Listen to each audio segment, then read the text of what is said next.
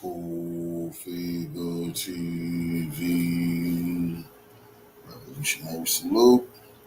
Revolutionary salute. Like, share, subscribe.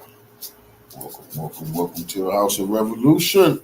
You know I'm your humble host, the Yao Mean of Revolution. NATO and Zelensky versus Putin and Trump. We got a World War III alert. Before we get into that, be sure to wipe your feet. That means hit the like button. You in the House of Revolution. Like, share, subscribe, support the platform. Y'all, the grand chessboard. The world is a stage. Salute, family. Let's get into the content. Putin.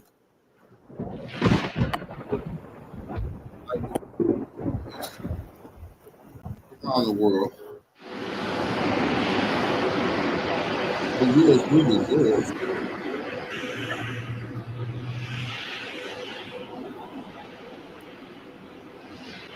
Putin wasn't arrested. Well, NATO in the war hawk, so Putin was arrested.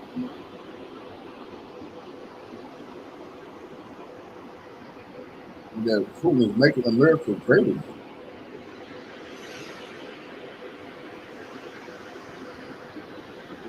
Putin is giving America a chance to stop being imperialist. I see it supporting it.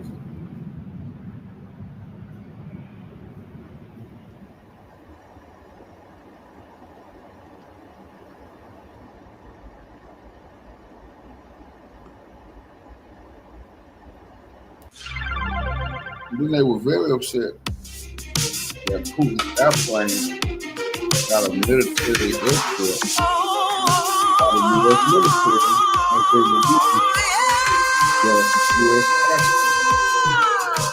They're very upset. They're very upset that Putin got a U.S. F-35 fighter jet escort to keep him safe from any hanky-panky. Who knows what Zelensky and NATO had cooked up rogue elements of the U.S. government that Putin was giving this military escort. They say no NATO official ever got this type of escort, that Putin got to sit down in the U.S. limousine with Donald Trump and get some of that extra Secret Service protection along with his people. He don't trust them. But they say no NATO official or Zelensky, they ever got treated like this.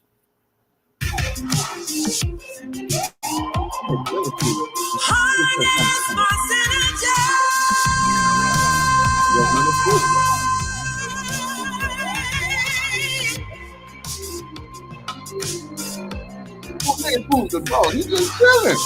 Should I made up you know they ain't nothing to but he thinking to himself, who else?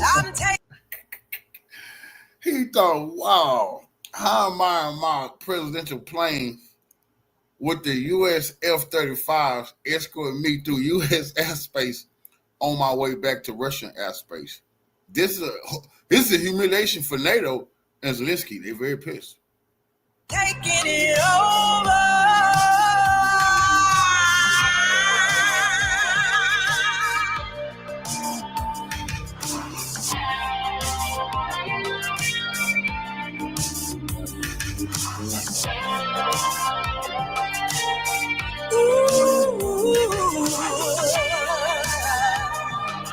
Let's Trump did that, man. Situation together, man. I'm trying to get a deal for peace with you, okay?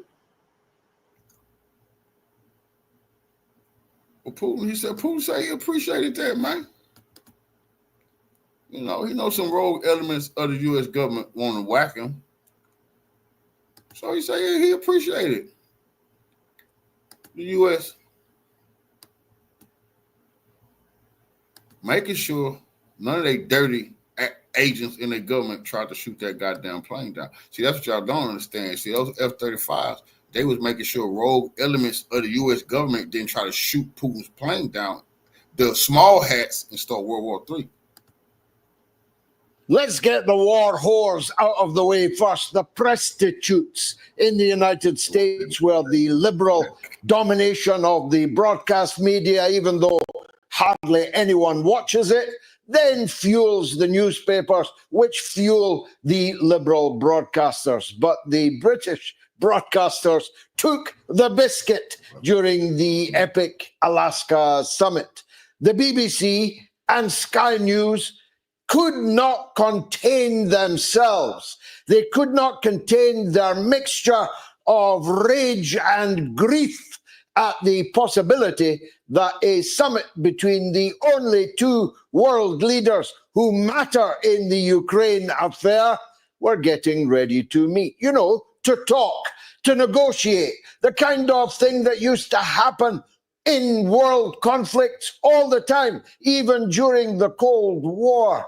It was a normal thing for people to shuttle their diplomacy. But there they were, their tears, acid tears, dripping into their microphones. And the British, as I say, were even worse. But let's start with the Americans. Nancy Pelosi. Let me start with her. Wish I could finish with her. I wish I could wring, metaphorically, her neck. She says that the sight of American servicemen giving respect to a man with blood on his hands in Alaska was simply beyond the pale. This is the woman who led...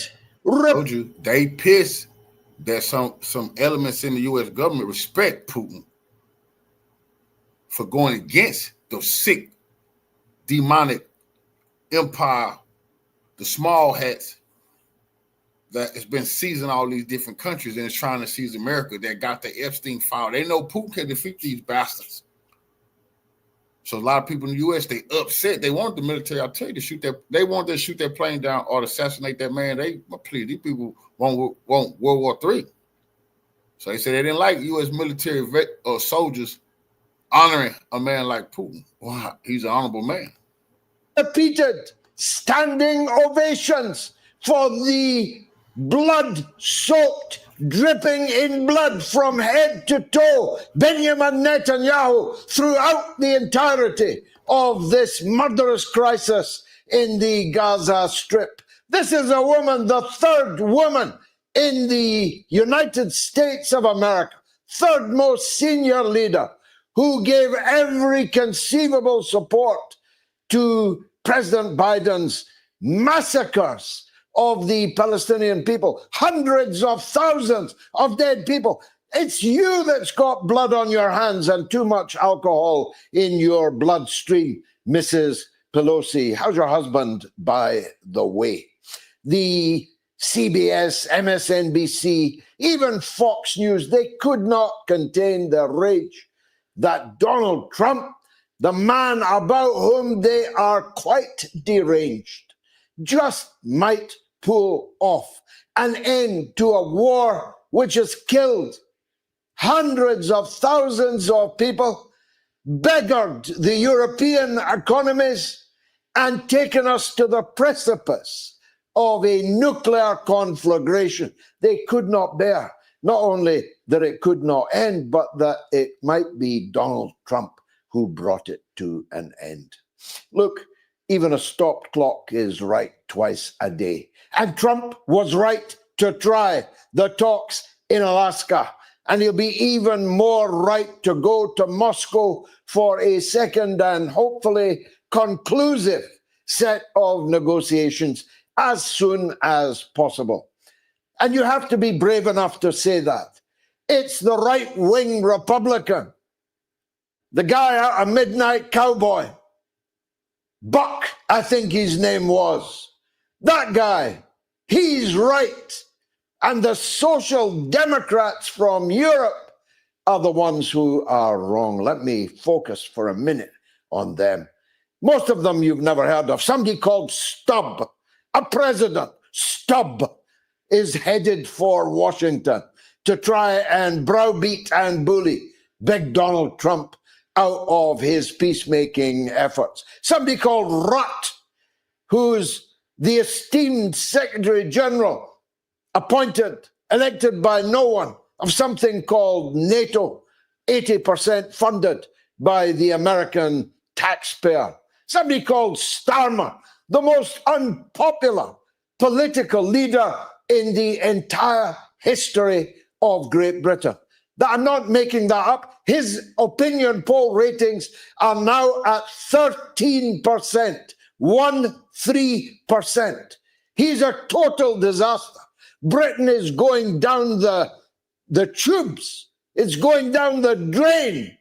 But he's on the plane to Washington to try and put his tuppence worth. So we've got here in Britain, tuppence, his tuppence worth in. And his little inky finger clerk, John Healey, I know you don't know him, but he's the war leader in Britain. He's again stating that Britain is going to put boots on the ground in Ukraine. He's totally desperate to send our young men and women into harm's way. And believe me, any British troops on the ground, any British boots on the ground will very quickly be empty boots. And the young men and women from our country sent into this bloody maw, this rerun of the Crimean War in the fantasies of the British state, will be being shipped home without their shoes in wooden boxes. Somebody called Macron, whose wife beats him in public on camera. Somebody called Merz, his grandfather, a Nazi officer from Germany, which has bankrupted itself and blown up its own infrastructure at the behest of the Biden administration. They are all flying with Zelensky for a meeting in the White House tomorrow. Yeah. He needs to come eight-handed, Zelensky. Well, after what happened to him last time, maybe that's a good idea. These barking dogs, these chihuahuas that are his accompaniment in these talks should be locked in the kennels by Donald Trump. Most of them are rabid anyway. Suspicion of rabies, impound them. But if Donald Trump allows Zelensky and these 7 dwarves into the Oval Office, they will swarm him in front of the cameras, because Donald cannot do anything other than appear on camera. University TV can get an interview with Donald Trump. He'll bring the cameras in.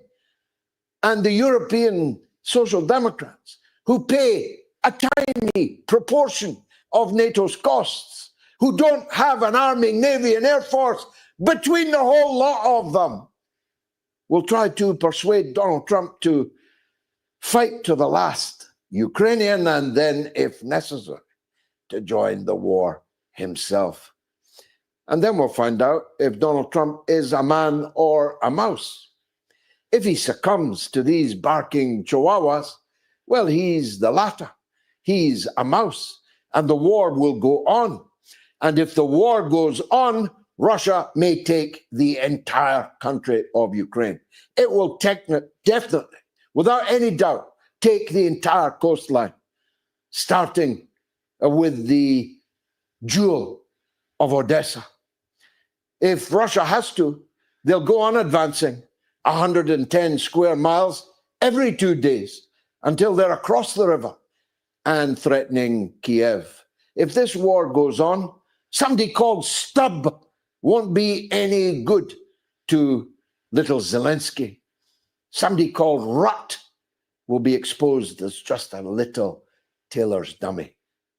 The European leaders, so-called, none of them with anything remotely approaching a majority of support in their own countries, are going there for one reason only: to continue the war. Now just contemplate that ontologically for a minute. In the past, American presidents laid waste the world in useless and bogus foreign wars. We're going to touch on DC. And the Europeans were the ones who tried to hold them back. who tried to restrain mad dogs in the White House. Now, it's the American president that wants peace and the European Social Democrats that want war. And their oppositions don't have the guts or the gumption to stand up and call them out. Who's calling out the British government, for example, over the war? Nobody. Not one person in Parliament is robustly demanding an end to the war in Ukraine. And when I say not one person, I mean not one single person. We have a one-party state in Britain that looks and sounds like the Reichstag under Adolf Hitler. And while I'm on the subject of Hitler, Mr. Lavrov is coming in for a great deal of criticism for turning up with a T-shirt marked CCCP, USSR. One idiot just said on Twitter, imagine a German statesman turning up with a T-shirt marked Third Reich. Have you seen Mr. Mertz's T-shirt? You better hope he doesn't take his shirt off. But what Lavrov was doing was saying, we liberated the world from the Third Reich. We are Russia. We turned the tide of the Second World War, and if it was not for us, every one of you European Social Democrats would be speaking in Russian, German, the Netherlands, which surrendered in 48 hours, the French, who folded like a cheap deck chair. Only Britain stood alone for almost an entire year. But who won the war? Which army prevailed in Berlin? Which army crushed the beast of fascism in the rubble of Berlin? That's what Lavrov was saying. And I think that Trump understood that. I think that Trump handled this whole thing not just with courage, but with grace. I thought the way he received the second most militarily powerful man in the world was respectful as it should have been. What did you want Trump to do? Walk away from Putin? Refuse to shake his hand? Do you people know anything at all about diplomacy? Do you people know anything at all about what you need to do in order to bring wars to an end? Evidently not. The media in the West was dripping with venom towards Russia. And if Trump disappoints these European Social Democrats tomorrow, if he tells them the war's over, if you want to keep the war going, you send your armies, you send your money, you send your material, because we are out of here. This was Biden's war, and Trump is going to walk away from it. And if Zelensky doesn't accept the kind of concessions and the kind of changes, demographic changes, geographic changes to the new reality, then heaven help him, because we certainly won't be. And so we've got to speculate as to what it was that was decided between the two leaders in Alaska, because neither of them have said anything meaningful, substantive about what was decided in the talks. None of them have indicated what issues remain to be resolved. Our guest tonight, Afshin Rattansi, will have more of an insight than me and you, for I have virtually none. All I know is this: they didn't speak for 135 minutes without coming to some meaningful conclusions. They did not meet and agree to meet again quickly without some idea that some kind of meaningful, workable deal is potentially in the bag. But it could all be scuppered, not just by the Europeans, but by little Zelensky. If he turns up in his combat fatigues again, I'd say the war is going on. If he turns up in what passes for a suit, it might be that we have a ball game. What will that ball game look like? Well, those areas that are now constitutionally a part of the Russian Federation will never be relinquished. That much I can certainly say. I'm not sure what will happen in the territories where complete Russian control does not yet exist, although at the pace of developments on the battlefield, that may not be long delayed. So hurry up, Zelensky. But the republics that are now a part of the Russian Federation will remain there. Crimea will remain there. Guarantees for Kaliningrad will have to be given. Guarantees that the rump Ukrainian state will never join NATO. Ukraine will never be in NATO, and NATO will never be in Ukraine, will have to be given. And something that is frequently overlooked deliberately by Western commentators, there will have to be an election in Ukraine because Zelensky is not the legitimate president of Ukraine and therefore cannot sign any peace agreement with Russia. Only a duly elected president of the Ukraine can do that. So a change at the top in Kiev will be necessary. Constitutional protection for the Russian nationals, ethnic Russians, Russian-speaking people in Ukraine will have to be constitutionally guaranteed. The Russian language will have to be an official language in Ukraine. Essentially, for older viewers, Ukraine will have to be Finlandized, i.e., not a part of the bloc of the former USSR, but neutral to the nth degree, as it was during the Cold War. And therefore, Helsinki was an important place, was a meaningful place in international relations. A Finlandized, neutral, non-NATO rump Ukraine will have to be accepted, or the war will go on. I feel sure that Donald Trump, besotted as he is with the possibility of winning the Nobel Peace Prize, like his nemesis, Obama, is fully seized of these realities.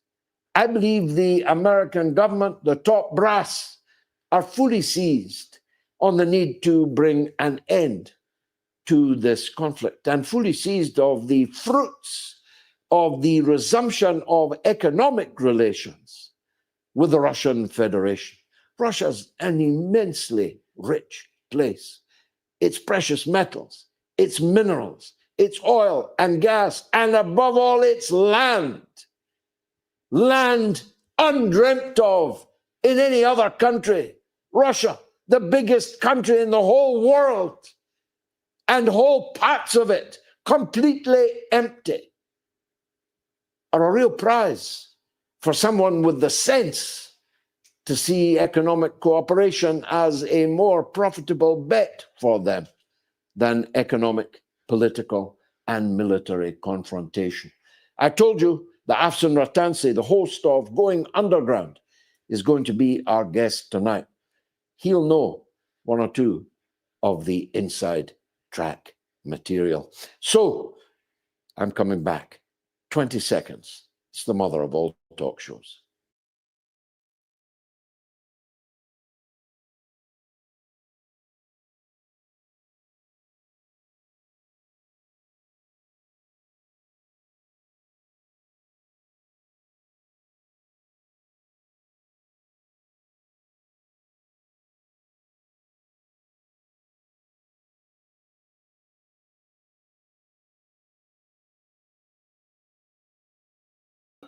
who followed the Alaskan adventures so closely that I'll be amazed if he doesn't dazzle us all with an insight or two into what went on there and what's likely to happen in Washington tomorrow. It's the one and only Afshin Rattansi. Afshin, welcome back to the show. A word or two on our colleagues in the media first, if you will. On one level, it was funny to watch them, and my instinct was to shout, "Cry more, cry me a river." But on the other hand, this must have an impact on public opinion in these Western countries when they are fed a relentless diet of war propaganda and calumny about Putin, about Russia, and against Trump for meeting him. It's a sad state of affairs. These are just stenographers for NATO, aren't they? Absolutely. Happy birthday, George, for yesterday. And I suppose the meeting must have been held in Alaska, especially for your birthday, clearly. Yes, the NATO nation media was revealed, as if we didn't know, as sick and depraved. Their reporters, their newsrooms. It was astonishing to see their absolute confusion as they had to contend with the perhaps opportunity for some kind of peace, some kind of end to the mass killing that has continued over generations now from these NATO countries. They will eventually presumably be confused when the cameras are let into Gaza for us all to see, even through their appalling camera lenses, the genocides. So they can't understand or comprehend why anyone would ever want to shake the hand of Vladimir Putin, lest the idea of a red carpet being rolled out to the leader of the largest country on earth, the leader of the largest economy in Europe by purchasing power parity. They don't comprehend it. They still believe that Russia is nothing but a gas station and that its economy is falling apart. Hopefully, the audiences of the immiserated countries of the European Union and Britain will understand how they must switch off their television sets when it comes to watching these appalling mainstream news broadcasts that are dedicated to losing the blood and losing the lives of their viewers. Is it money, Afshin? I mean, are they like this because there's money in it? Or are they all fully paid up cold warriors that haven't noticed that communism no longer exists in Russia? I think it starts with their educations, isn't it? They disproportionately take from the elite classes of their respective nations. I mean, American media, outright nepotism and related directly to the CIA and for MSNBC, often called MSN CIA, all those remnants of the social democrat ideas of how the world works and how world history has worked since the end of the Second World War. Everything they understand of the world is seen through a lens of not understanding the catastrophes that have happened since 1945 at the behest of these NATO countries as they try to destabilize nations in Latin America. Many people watching the Bolivia election, from which we get the batteries for every mobile phone on Earth. Evo Morales not allowed to run. They have no understanding of the destabilization of Africa, of Southeast Asia. And so why would they understand that there was a coup in 2014? They can only say that's a Russian talking point. And then trying to understand it, they keep quoting Russian media. They don't ever say, we have to quote Russian media to you because we have access to it. But of course, there's no free speech in Western Europe because they banned Russian media. Why should they be allowed to see Russian media if the people they're broadcasting to are not? Now, let's go to Alaska then and just try and understand what it was that they discussed there and, more importantly, what they agreed there. Presumably the long talks, 3 hours of talks with Witkoff less than a week before,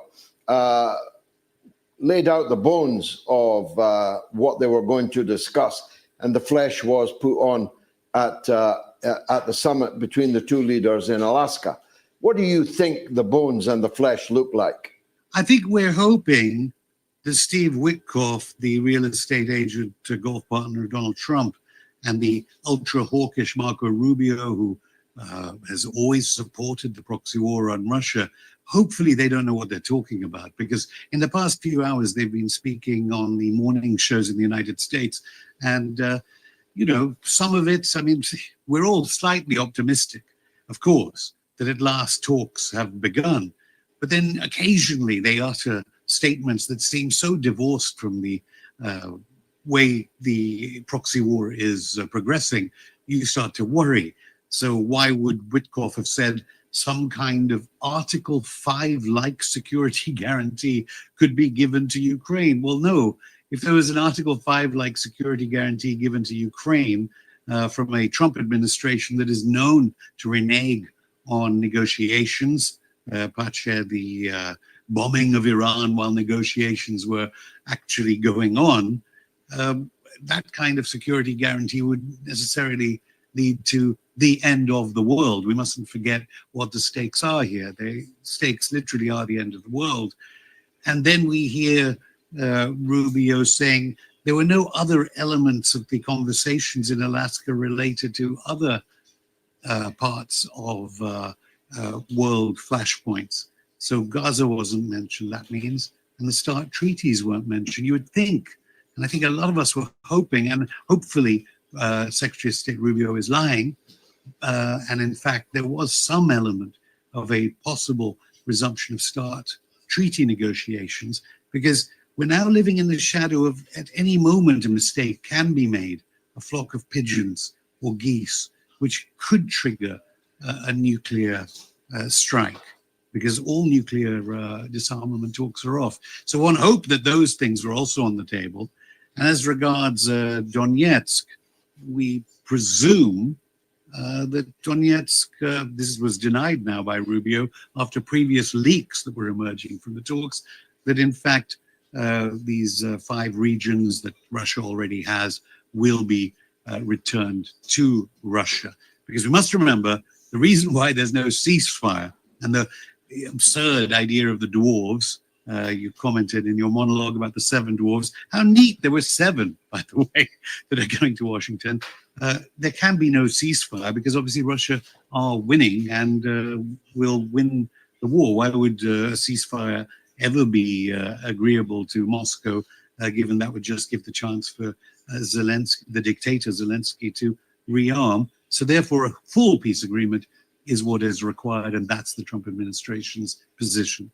Yeah, and they seem to have accepted that there will be no ceasefire without a peace agreement. So the demand of Zelensky and the dwarves that there needs to be an immediate ceasefire is now no longer the American position. America has accepted that this will have to be resolved with a peace agreement rather than a ceasefire prior to that. So that's some kind of advance. They must, if they didn't discuss START, they didn't discuss Gaza, they didn't discuss Iran, they must have then spent 135 minutes on Ukraine. If what is now being said by Witkoff, by Rubio, the Article 5 business, and so on, if these are true, there will be no agreement and probably no second round of talks.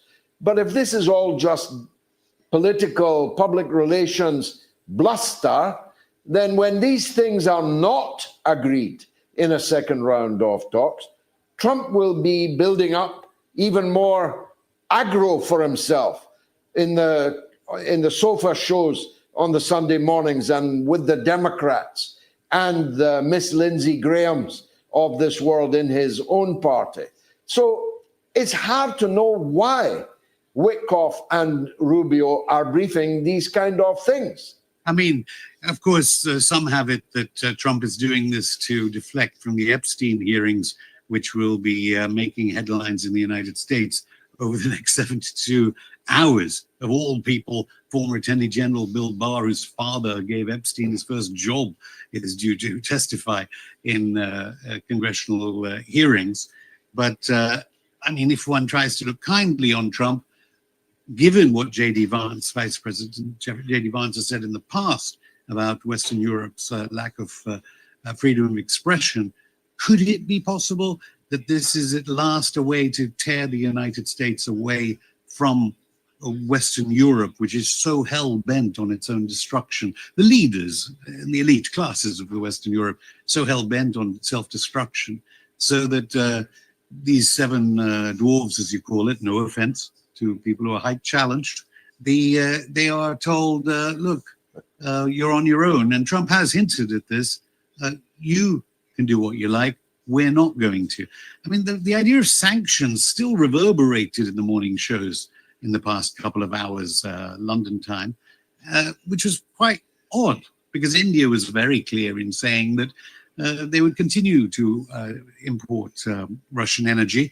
And actually, one thing that it seemed that was put forward and on the Rupert Murdoch's Fox channel, where the commentators, one has to say, are all might as well be Biden commentators on Rupert Murdoch's channel, because Rupert Murdoch himself is part of that system. They, at least on Fox, raised the idea that why is it Western Europe is continuing to import Russian energy, and would secondary sanctions hit Germany and some countries in Western Europe that continue to enjoy Russian energy? And of course, Zelensky is paid by the transit fees that Russia pays to the Ukrainian government. So you mentioned the dwarves, and again, as you say, no offense to the midgets of the world. They're on the plane now. Why is Trump letting them in, first of all? What role are they likely to play? And I suppose, most importantly, is Trump going to scatter them, or is he going to succumb to them? It wasn't clear, was it? I mean, you watching from London must have despaired at the idea of a British Prime Minister. I mean, think of a different world in which the British Prime Minister would have held the talks between Trump and Putin in England.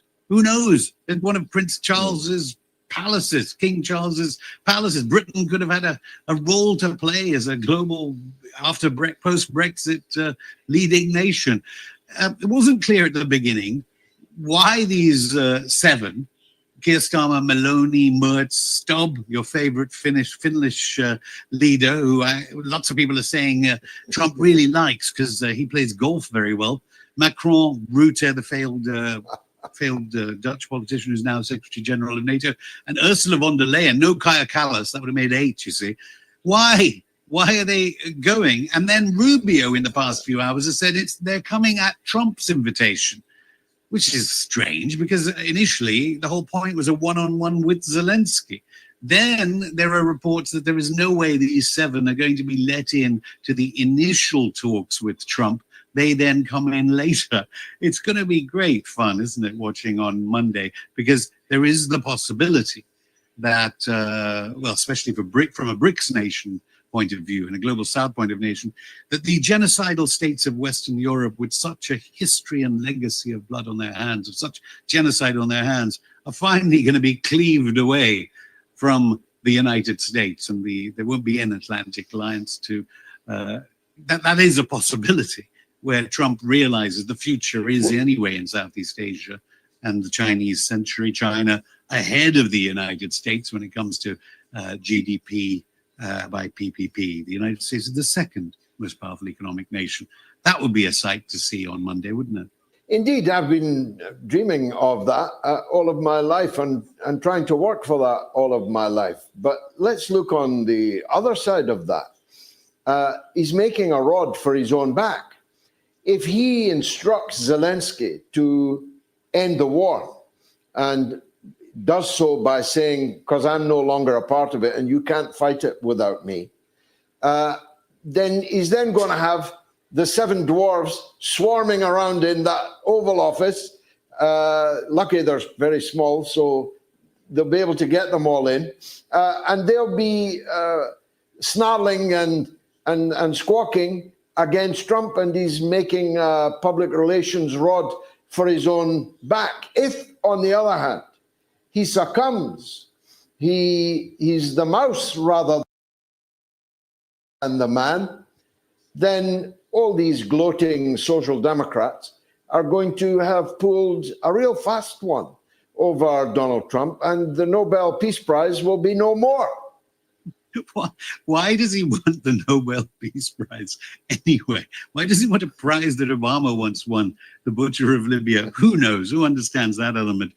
I mean, surely Trump, on the one hand, Trump realizes that he can stop all the security assistance in terms of navigation and the satellite aid help for dictator Zelensky's troops.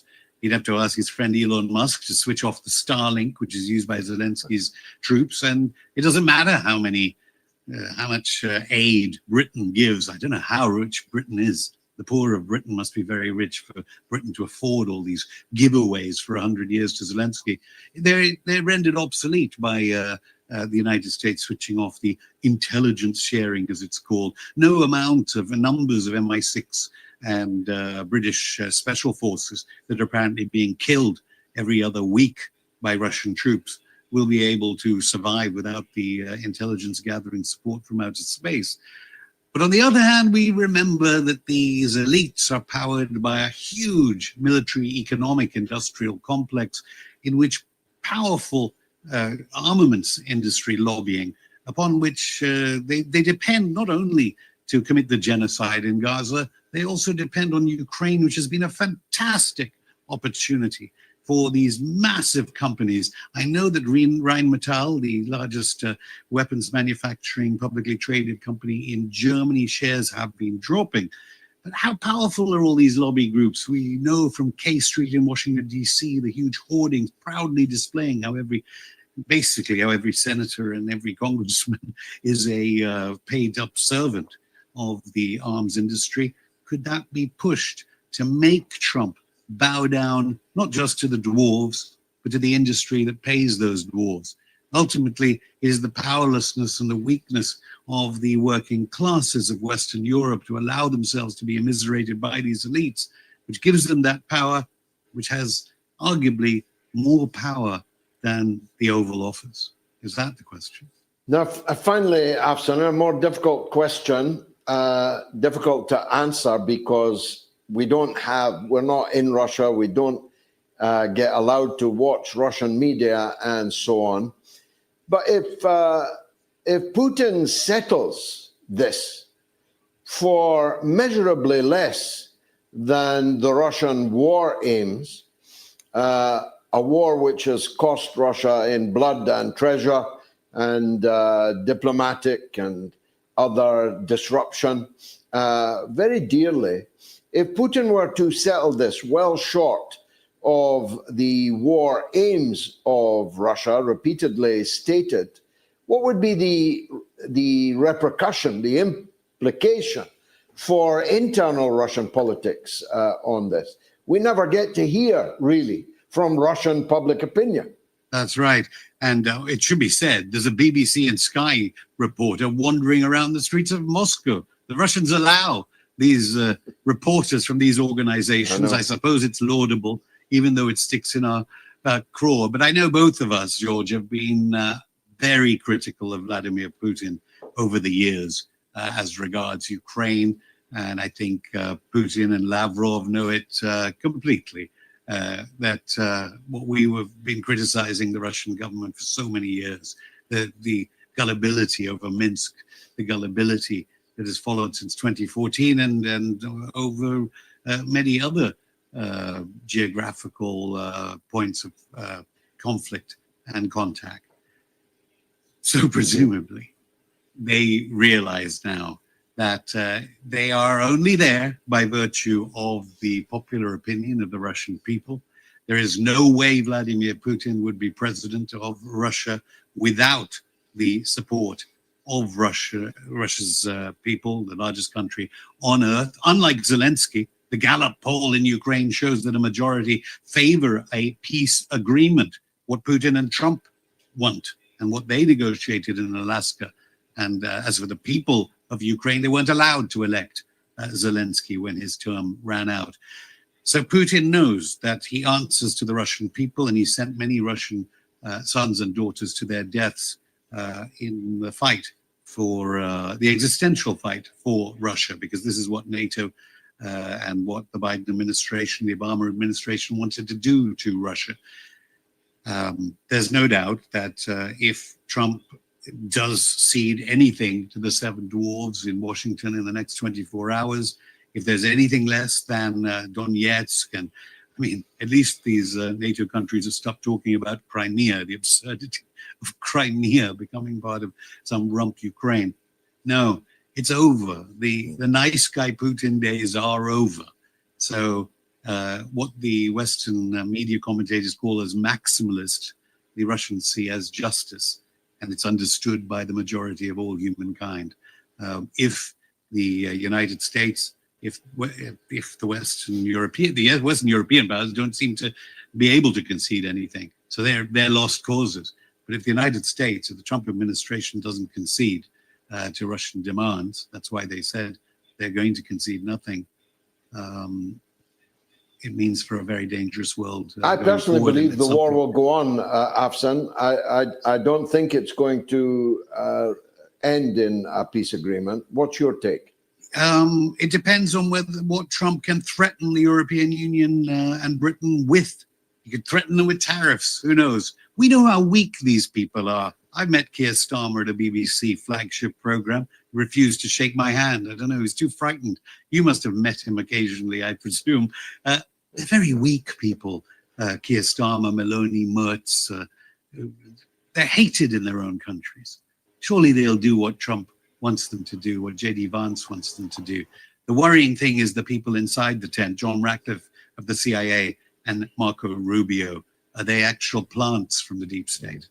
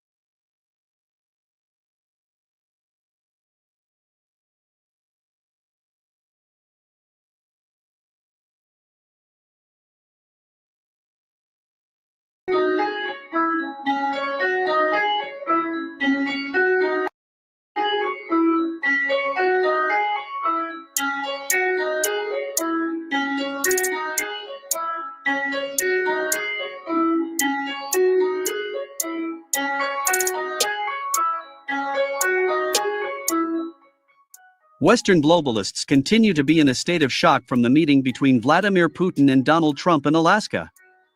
For example, on the evening of August 16th, former U.S. Secretary of State Hillary Clinton made a rather provocative statement. In particular, she said that Donald Trump is a terrible president because he agreed with Vladimir Putin that, to achieve peace, Ukraine would have to give up part of its territory.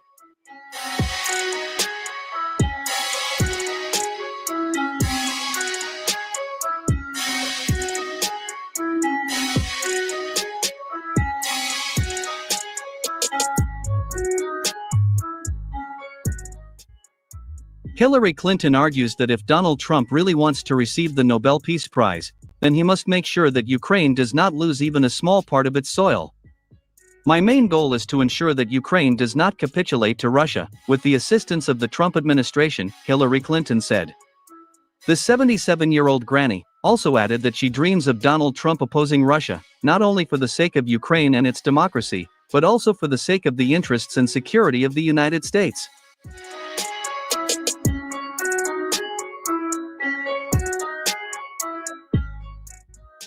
My dear truth seekers, let me remind you that, summing up the results of the past summit in Alaska, the 47th President of the United States gave a very positive assessment of the talks with his Russian counterpart, Vladimir Putin. Furthermore, Donald Trump also quoted Putin's words that the American globalists stole victory from him in 2020, as a result of which this bloody war in Ukraine began. By the way, Hillary Clinton and her husband are one of the elements of American globalism and the so-called deep state. In this regard, it is safe to say that Donald Trump will remain under significant pressure in the United States, and that the globalists will do everything to ensure that relations between Washington and Moscow remain tense.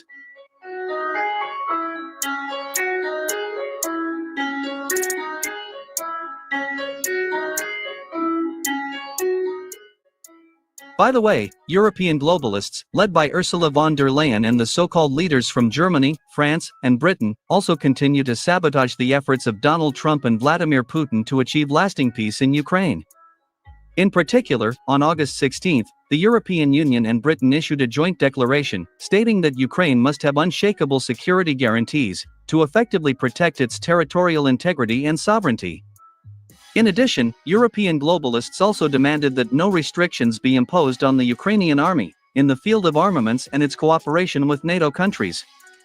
Moreover, they also stated that Russia should not have the right to veto Ukraine's path to the North Atlantic Alliance and the European Union.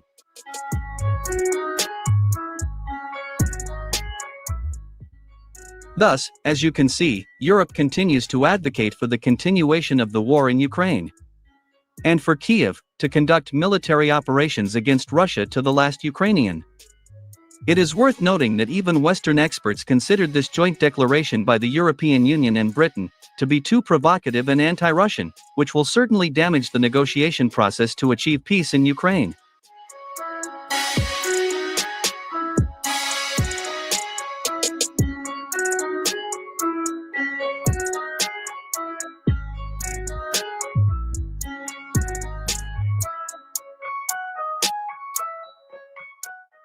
By the way, the fact that on the night of August 17, Russia launched another massive missile strike on military installations of the Ukrainian army and NATO forces in such regions as Chernihiv, Sumy, Dnipropetrovsk, Zaporizhia, and Kharkiv indicates that Russia's military political leadership does not place high hopes on peace talks with the Kiev regime and its masters in Europe.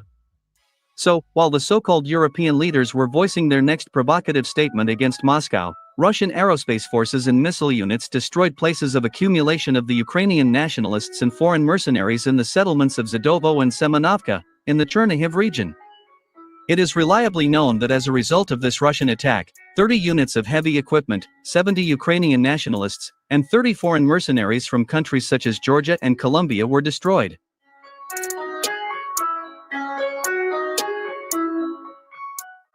In the Sumy region, aerial bombs of the Fab family, together with geranium kamikaze drones, rained down on positions of the Ukrainian army and NATO forces in the area of the settlements of Shaska and Unikovka. As a result, the Russian military managed to interrupt the rotation of enemy forces along the combat contact line in the Sumy direction of the front.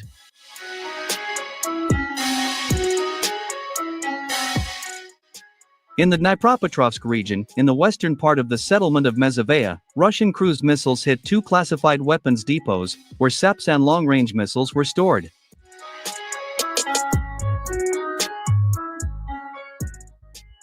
In the Zaporizhia region, northeast of the city of Orakhiv, Russian combat aviation attacked the Ukrainian army's reserves, which were deployed to Zaporizhia direction of the front, in an attempt to stop the Russian army's advance.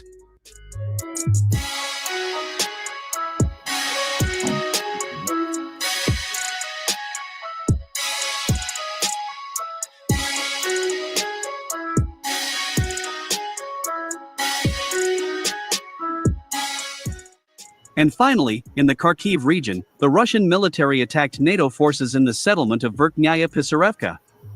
In particular, on the night of August 17, two Iskander-M ballistic missiles struck and destroyed Hotel Zolotoy Bereg.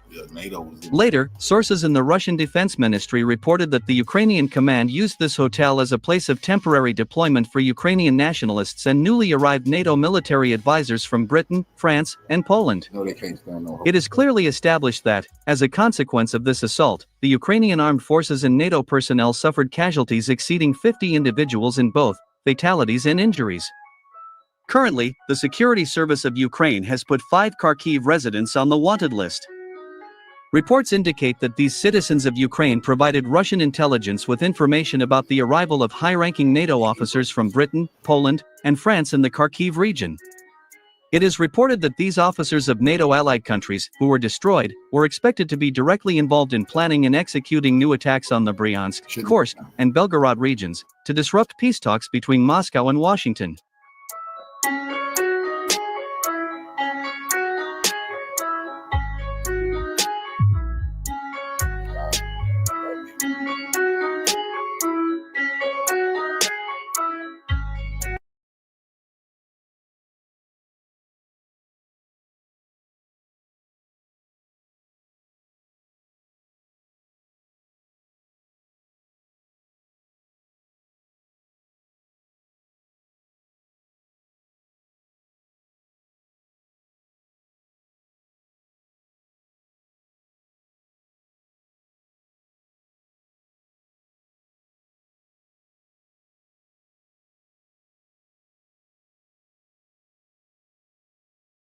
Talk about is the meeting between President Putin and President Trump. This was held at a military base in Alaska. It was highly risky. People are saying, well, see, Brian, you were wrong.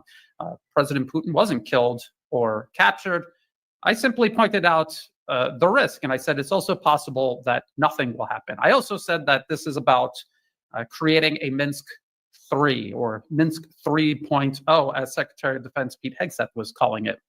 Just because Russia doesn't agree to that does not mean that that isn't a trap. It's like when you go fishing and you don't catch any fish, but didn't you go fishing? Of course you did. You just didn't catch anything. And the US is constantly pursuing primacy. It has been for over a century. And just because it isn't succeeding does not mean it isn't still pursuing primacy. People have to understand all of this. Just because continuity of agenda is running into brick walls doesn't mean that there isn't continuity of agenda that continues. So people have to keep all of these things in mind. Now, some of the developments that have happened. Now, of course, there was this meeting, nothing was agreed to. We remember, and I remember doing videos about this 3 months ago, 4 months ago, before the 2024 US elections. I remember talking about President Trump trying to trap Russia into a Minsk 3.0 framework. That has been the plan. They have openly said that that is the plan. They've put the pieces into place for doing all of this. I'm not going to read from this again. Everybody should be very familiar with this.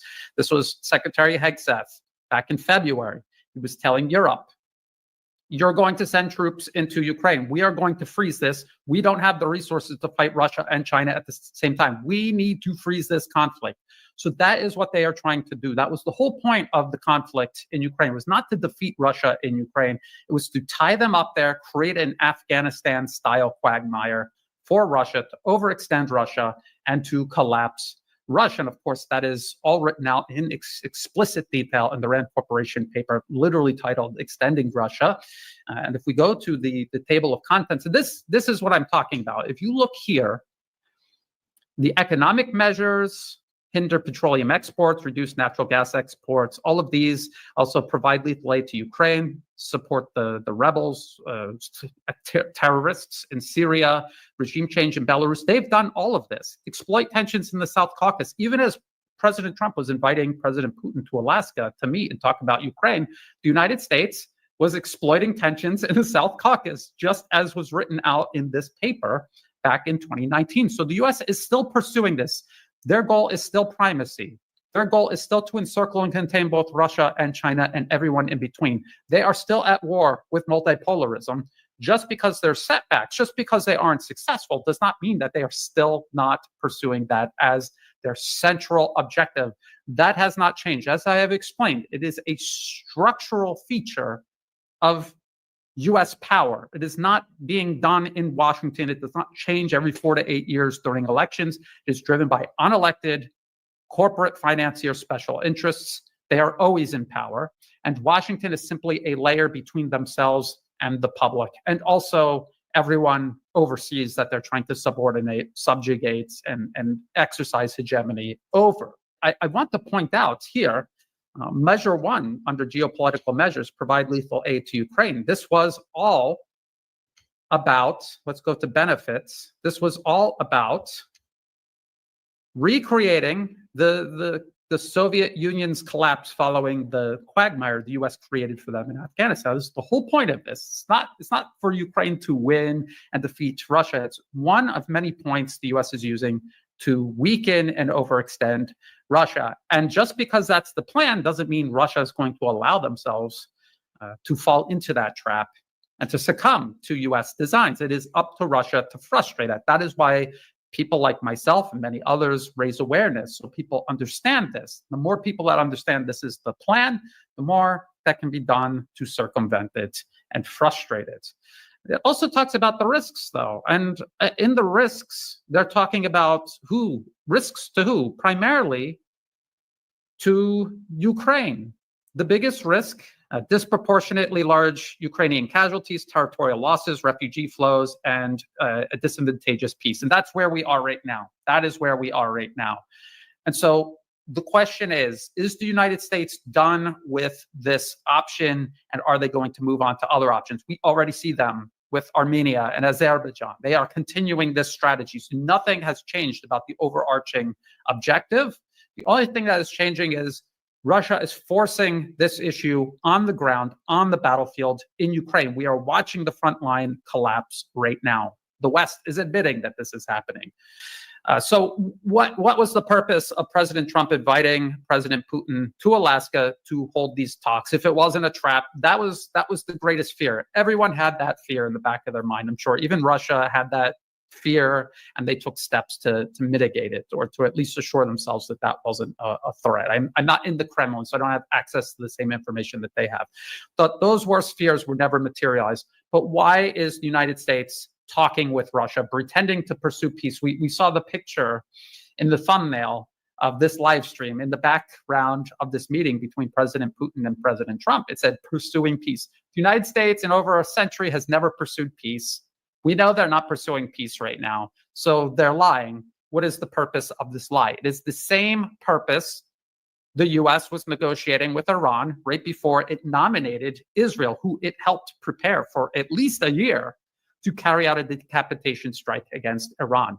What is the United States preparing Europe and Ukraine to go do? So the plan has been since February, since Secretary Hegseth announced it publicly here. It's right here. He talks about, okay, when you want to search a long document, you hit Control F on your keyboard, hold down Control, hit F, and this search field will open, and you just type in the keyword that you're looking for. And Secretary Hegseth is talking about deploying European and non-European, not American, European and non-European troops to Ukraine to freeze the conflict. The only question is, will Russia agree to some sort of territory swap? Will they agree to take the whole Donbas? But whatever they agree to, if the conflict stops, even if it doesn't stop, there's still a possibility that Europe is going to send troops into Ukraine to try to bluff Russia into stopping, hoping that Russia wouldn't dare start a direct conflict with essentially NATO, even though Secretary Hegseth is very careful to say it's a non-NATO mission and it is not covered by Article 5, because they worry about the possibility that Russia will just continue.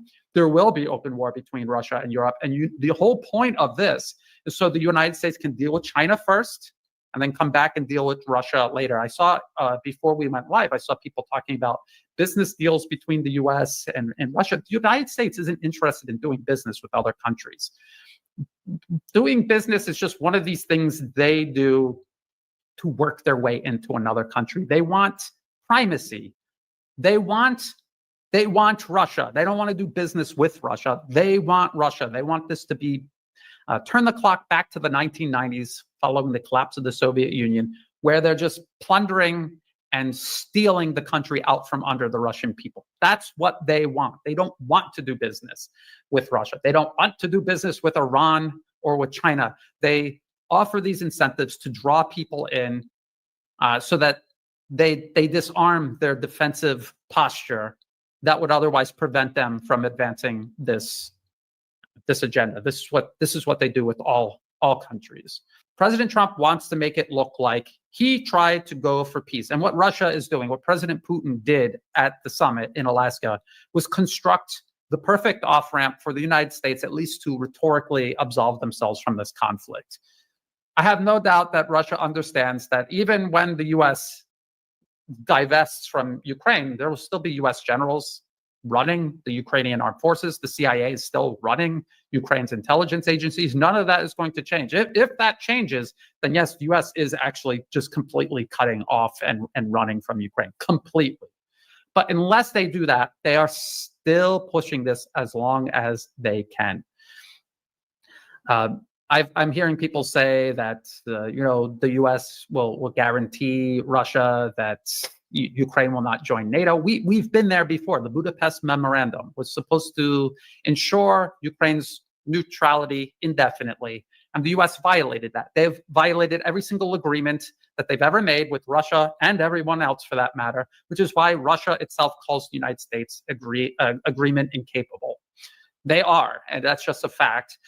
Russia's going along with it because they're playing their own game of maybe theater or perception management. They want to give the U.S. an off-ramp, just like the Soviet Union and Northern Vietnam gave the U.S. some sort of off-ramp out of Vietnam. But the reality is the U.S. was forced out of Vietnam because they just outright lost the conflict. They lost on the battlefield. That reality forced them out, and there were off-ramps constructed to let them get out and save face so that they weren't as vindictive as they probably could have been, even though even after leaving, they still created a huge mess in Southeast Asia. And even to this day, they have never given up. So a lot of people have to understand that. The Soviet Union held summits with the United States like this all the time. They've created off-ramps for the United States all the time, all throughout the Cold War. Ultimately, how did the Cold War end? It ended with the United States burying the Soviet Union and then plundering the emerging Russian Federation for years and years until Russia began reemerging as a superpower. And so people have to understand, no matter what happens with this conflict in Ukraine, no matter what the United States says, if the structural realities within the US power, centers of power, unless that changes, they are still going to be pursuing primacy. And this is just a temporary setback that they will adapt to and attempt to overcome. Just like the US leaving Vietnam wasn't the end of the US empire, then the US leaving Ukraine in any shape, form, way, if it's a trap just to get Europe to send its forces in and sell the division of labor, Secretary Hegseth himself announced all the way back in February, or even if they're really interested in just cutting its losses in Ukraine and pursuing primacy elsewhere, it is still pursuing primacy. Okay, let's just do a couple of questions and answers the hour. Does your calculus for the continuity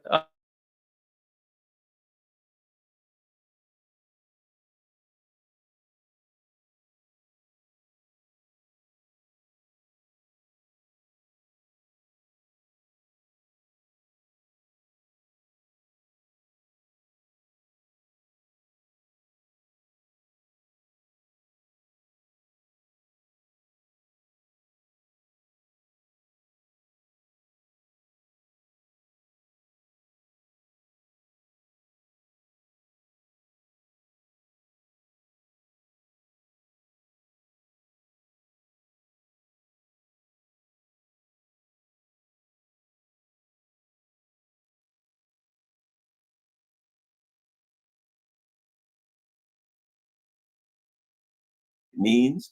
We're going to talk about, of course, we're going to touch on Gaza, which is the moral issue of our time at some point. I think we would be missing our calling if we didn't on every I try to touch base on on Gaza and comment on it on every stream that I do. But let's start off with your thoughts, Ray, last night. I'm just going to back away and throw it at you. What are your thoughts on the Alaska summit? Well, Garland, as you can imagine, I've been very interested in this, following very closely, published things on it. And it's very heavy stuff.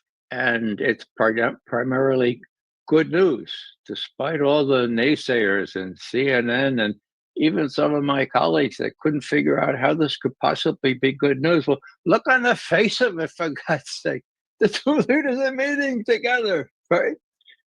The dehumanized Putin. Isolated, dare I say. He's isolated, Ray. Right. Isolated with the majority of the rest of the world, China, India, everybody else on his side. But, did they lay out the red carpet treatment for him? Well, you saw the photos. Yeah, they did. So this is big. Yeah, but before we get into that, I think that maybe some of your listeners have been so kind of weary of all this important stuff. But so here's a little apocryphal little story from me. Now, I have to remember that when I was speaking one time to a bunch of professors in Washington, I said, now this is apocryphal, and I told this story. And then a woman professor, PhD, said, now, Mr. McGovern, did that really happen? And I didn't know how to let her down easy. I said, well, I said, no, it didn't happen. I said it was apocryphal. Okay, so apocryphal means didn't really happen. Okay, so I go to the cardiologist, and he said, "No, McGovern, we see these little flutters here that we, in my EKG.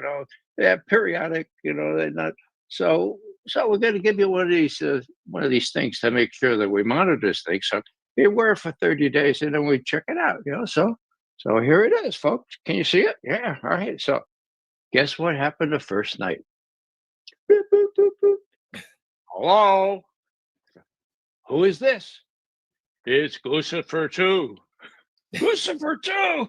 Yeah, well, that's my pseudonym. I'm really John Brennan. You better knock this stuff off, McGovern. Too much truth done. You're encouraging people like Tulsi Gabbard and all that stuff. So knock it off. So I thought, wait a second, John. And then he went away. So the Russians hacked into my heart monitor. That's the modern. And please, that's apocryphal. My wife tells me not to tell these stories, but they're great. I got one more announcement for you, Garland. Big news. I was contacted immediately after the summit by major media for the first time about 7 or 8 years. I used to be on CNN a couple of times a year. Yeah. Well, so they answered the phone and they said, "What do you think, Mr. McGovern?" Now, I have to tell you, the major media was TASS, the Russian, the Russian service. So I said, "Well, what kind of a statement do you want?" He said, "Well, we're putting something out. Can you give me something in 15 minutes?" I said, "Sure." I thought the thing through, and I hate to rely on Fox News, but that was the only. It's the only guy that Trump talked to he's on a plane going to Alaska, and he told Brett Baer, is that the way you pronounce it? Brett Baer. He said, Brett, I'm going to be awfully disappointed if we don't get something like a ceasefire out of this. I'll be awfully disappointed. So McGovern says, whoa. What? He says this to Brett Baer? Yeah, he does. And then he gets into these negotiations and he says, now, Mr. Putin, we really would like to have a ceasefire, ceasefire. And it's clear what happened. That Putin said, "Niet." Yet means yet. You know what yet means? I said, but maybe we could promise, across our hearts, hope to die, never to let Ukraine into NATO. Niet, Mr. President, please tell Mr. President what yet means. Maybe we could stop stalling the rest of those arms that Biden put in the pipeline. Then we could have a ceasefire. Niet.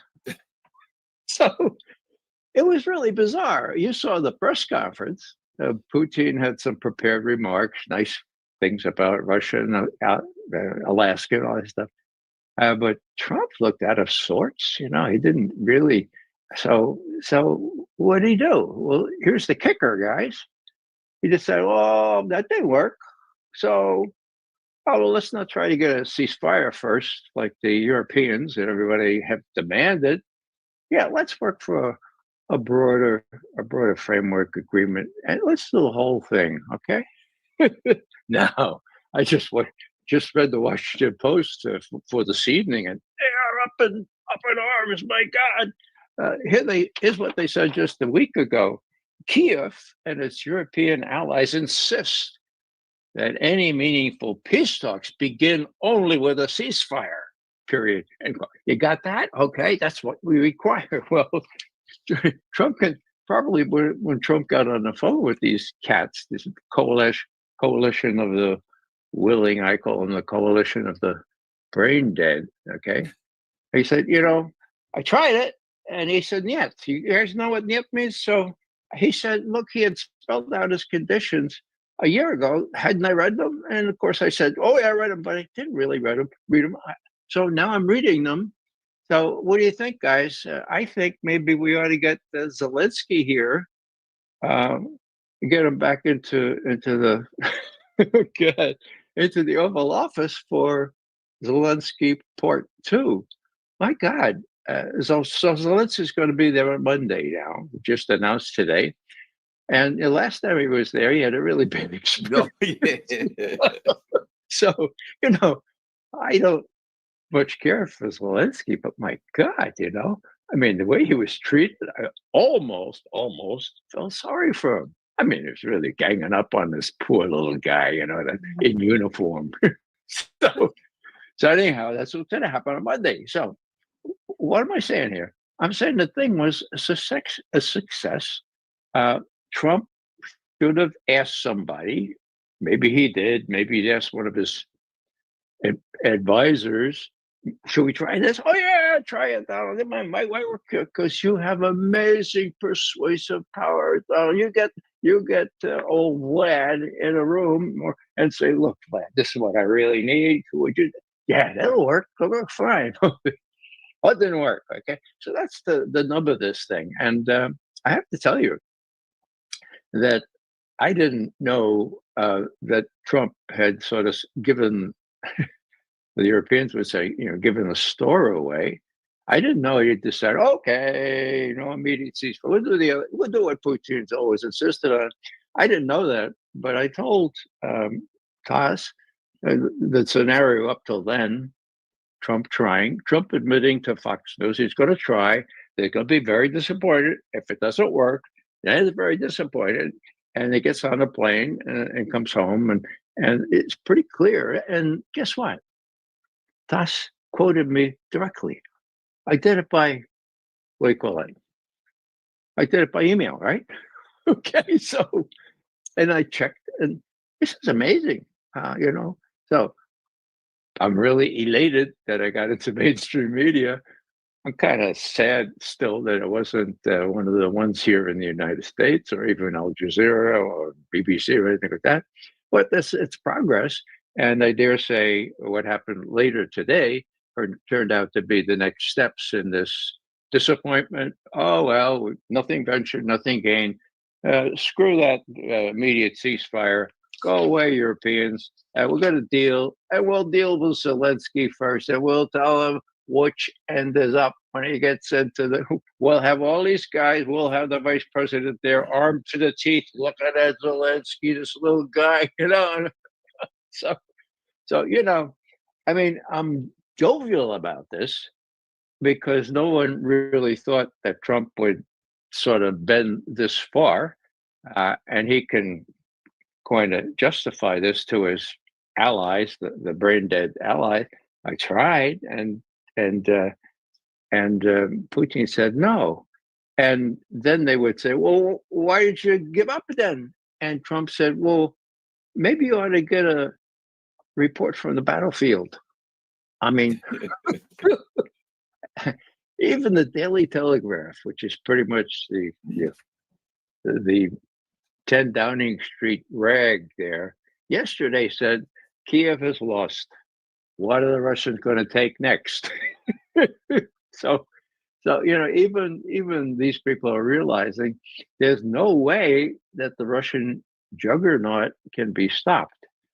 And what Putin has is all the high cards, and he can say to somebody like Trump, look, we can go fast, we can go slow, we can put lipstick on this pig of defeat for you guys, or we could just embarrass the hell out of you and push for something like unconditional surrender.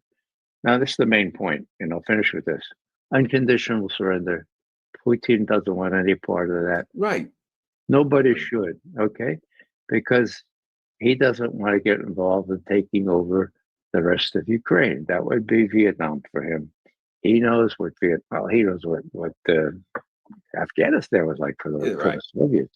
So that's, when people say, well, what incentive does Putin have since he's so winning and he's going to, cream Kramatorsk and Pokrovsk and all these countries that are the main barrier to going to the river, the Dnieper.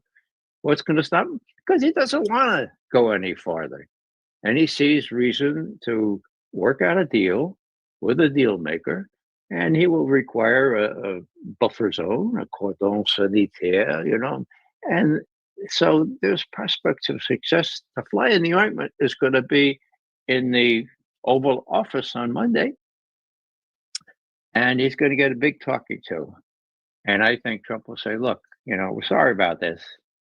I mean, Biden, my predecessor, even said back in 2015 that the worst thing we could possibly do for you Ukrainians is to give you the idea that you could match up and beat a much more powerful Russia on your doorstep.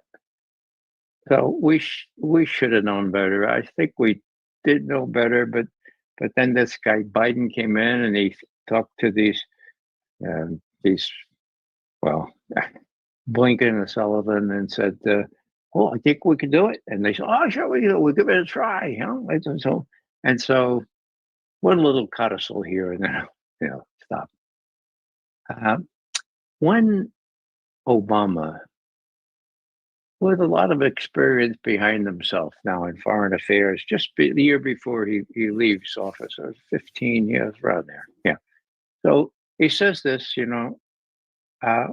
Ukraine can never win against a much tougher Russia on its doorstep, on its border. He said, look, we Americans need to kind of decipher and figure out what our core interests are, okay? What we go to war for. And Ukraine ain't one of those, okay? Ain't one of those. And so, so we're not going to give any offensive arms to Ukraine because that would play into this wish that not only they, but these neocons behind me would like to start a war with Russia to weaken it, okay? So no offensive weapons, okay? So what happens? There was a deputy secretary of state working for Obama in those days. And he said, yes, Mr. President, you're absolutely right. Because every weapon that we could give Ukraine, Russia could match, double, triple, quadruple. Excellent idea, Mr. President. Now, who was that guy? I think I told you that before. Do you remember? Tony Blinken. Yeah, it was Tony Blinken. So he's working for Obama then. And they said, yes, sir. That's what these guys are. But they didn't have to say yes, sir, to Biden. All they say is, Mr. President, wake up. Okay, this is what we're going to do. It sounds like a good idea to me. Is it against the Russians? Yeah, okay, it's a good idea. And that's what we got now. So what I'm saying is that, in all seriousness, is Zelensky entering the White House? I don't know if Trump will have the kind of compassion, if that's the word, to say, look, we're sorry about this. It's our, now you bought into it. You listened to Boris Johnson and all those people, okay? But, you shouldn't have, but it's really mostly our fault. We're sorry about that. We promise to support you for as long as it takes. Well, here, Monday, the whatever it is, it's as long as it takes. So, now if you want to go to Europeans, good luck with that. The Europeans have a big, big mouths, but they don't have any. I mean, it's like Stalin asked the Pope, how many divisions do you have, Ask the Europeans how many divisions they have. Oh, they're going to buy a lot of arms from us. Yeah, they will.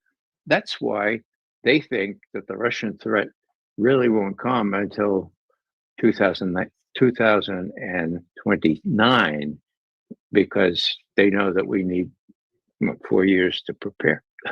That's what they're saying in Europe now, the Russian threat. Well, And Russian threat was conveniently, never there. Trump will be gone in 2028. Yeah, he'd be so they're gone, thinking, yeah. oh, we'll have another Biden in, and we'll just go ahead and do this.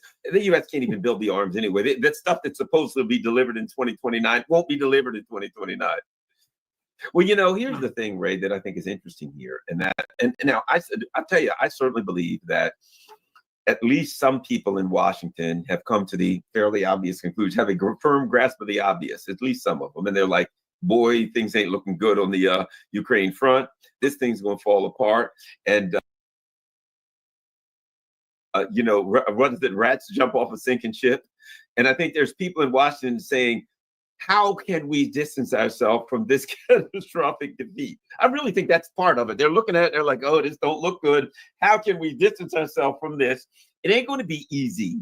But I do think that's kind of what they're trying to do. They've played the game with the Europeans. They pretended that the Russians are fighting with shovels and washing machines. Oh, that was all great in all the newspapers. But now the Russians are doing what the Russians do. They chip away, chip away, and eventually the foundation of the enemy falls and the enemy crumbles like a house of cards. And that's what's happening to the Europeans. And I think the Americans are like, yeah, we don't want to be sitting around, taking this one on the chin. And I think that's a big part of it. Now, notwithstanding that I don't necessarily think that their motives are pure, shall we say, that they're not just like, oh boy, let's do peace now. That's irrelevant.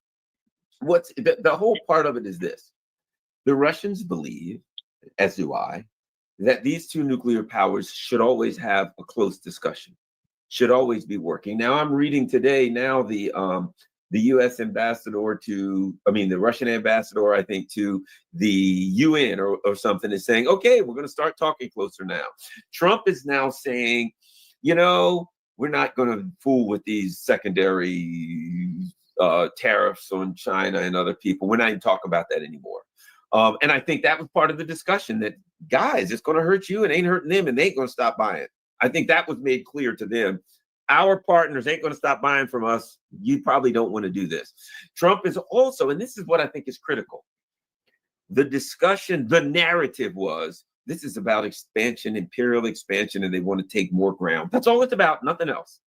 Now Trump comes out and says, well, we discussed NATO, security issues, and trade ground and, trading ground or whatever. So I think what the Russians really got was the bilateral negotiations that they feel should always be there between these two nations.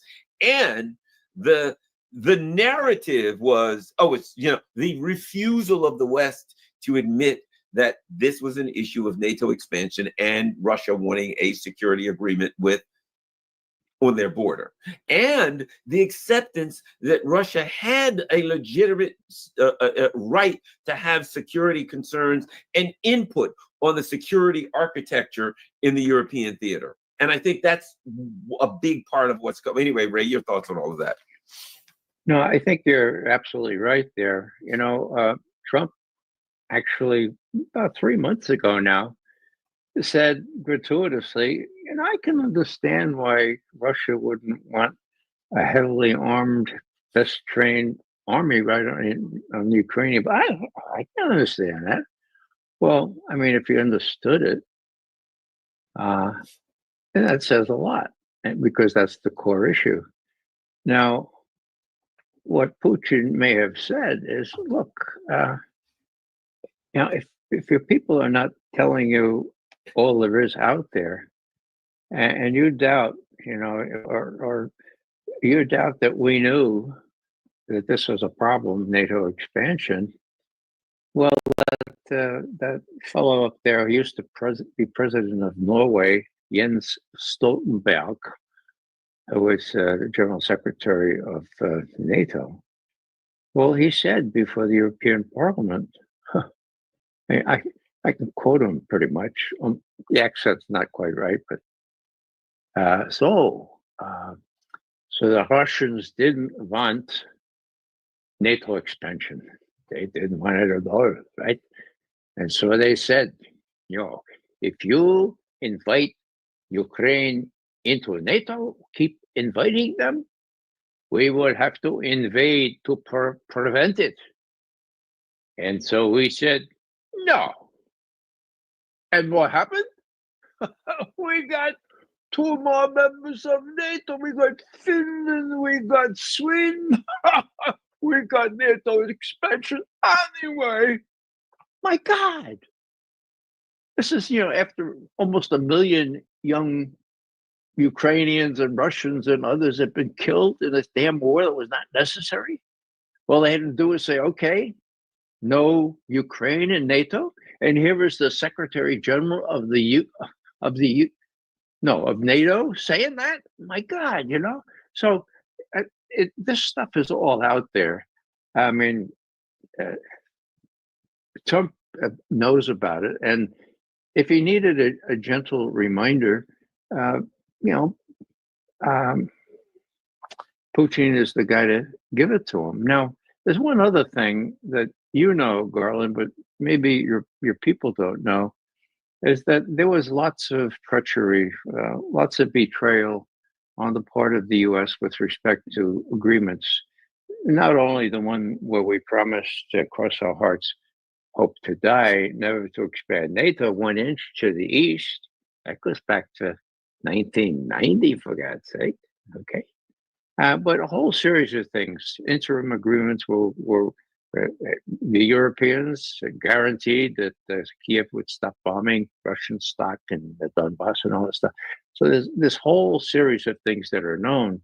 But one that is not known, and maybe some of your people know about it, is what happened just before the invasion of Ukraine in February 2022. Okay, what happened was Putin got up before his military, top ones. They had to be a 4-star equivalent, Navy, Army, and the Secretary of Defense. And that was on the 19th. No, it was on the 21st of December 2021. And he said, look, we're in quite a fix here. The U.S. is building up its armament. It's got places in Romania and Poland within range of us, and they say these are ABM sites, and they say they're to defend against Iran. And the capsules in place there are exactly the ones that could accommodate Tomahawk and other missiles, So they're not with us 9 or 10 minutes for me to decide whether to blow up the rest of the world. He didn't say that. For me to decide what would happen, for you to tell me what happened. And they were looking. He said, now, the Americans, when they get hypersonic missiles, and he says, then they'll eventually get them, okay?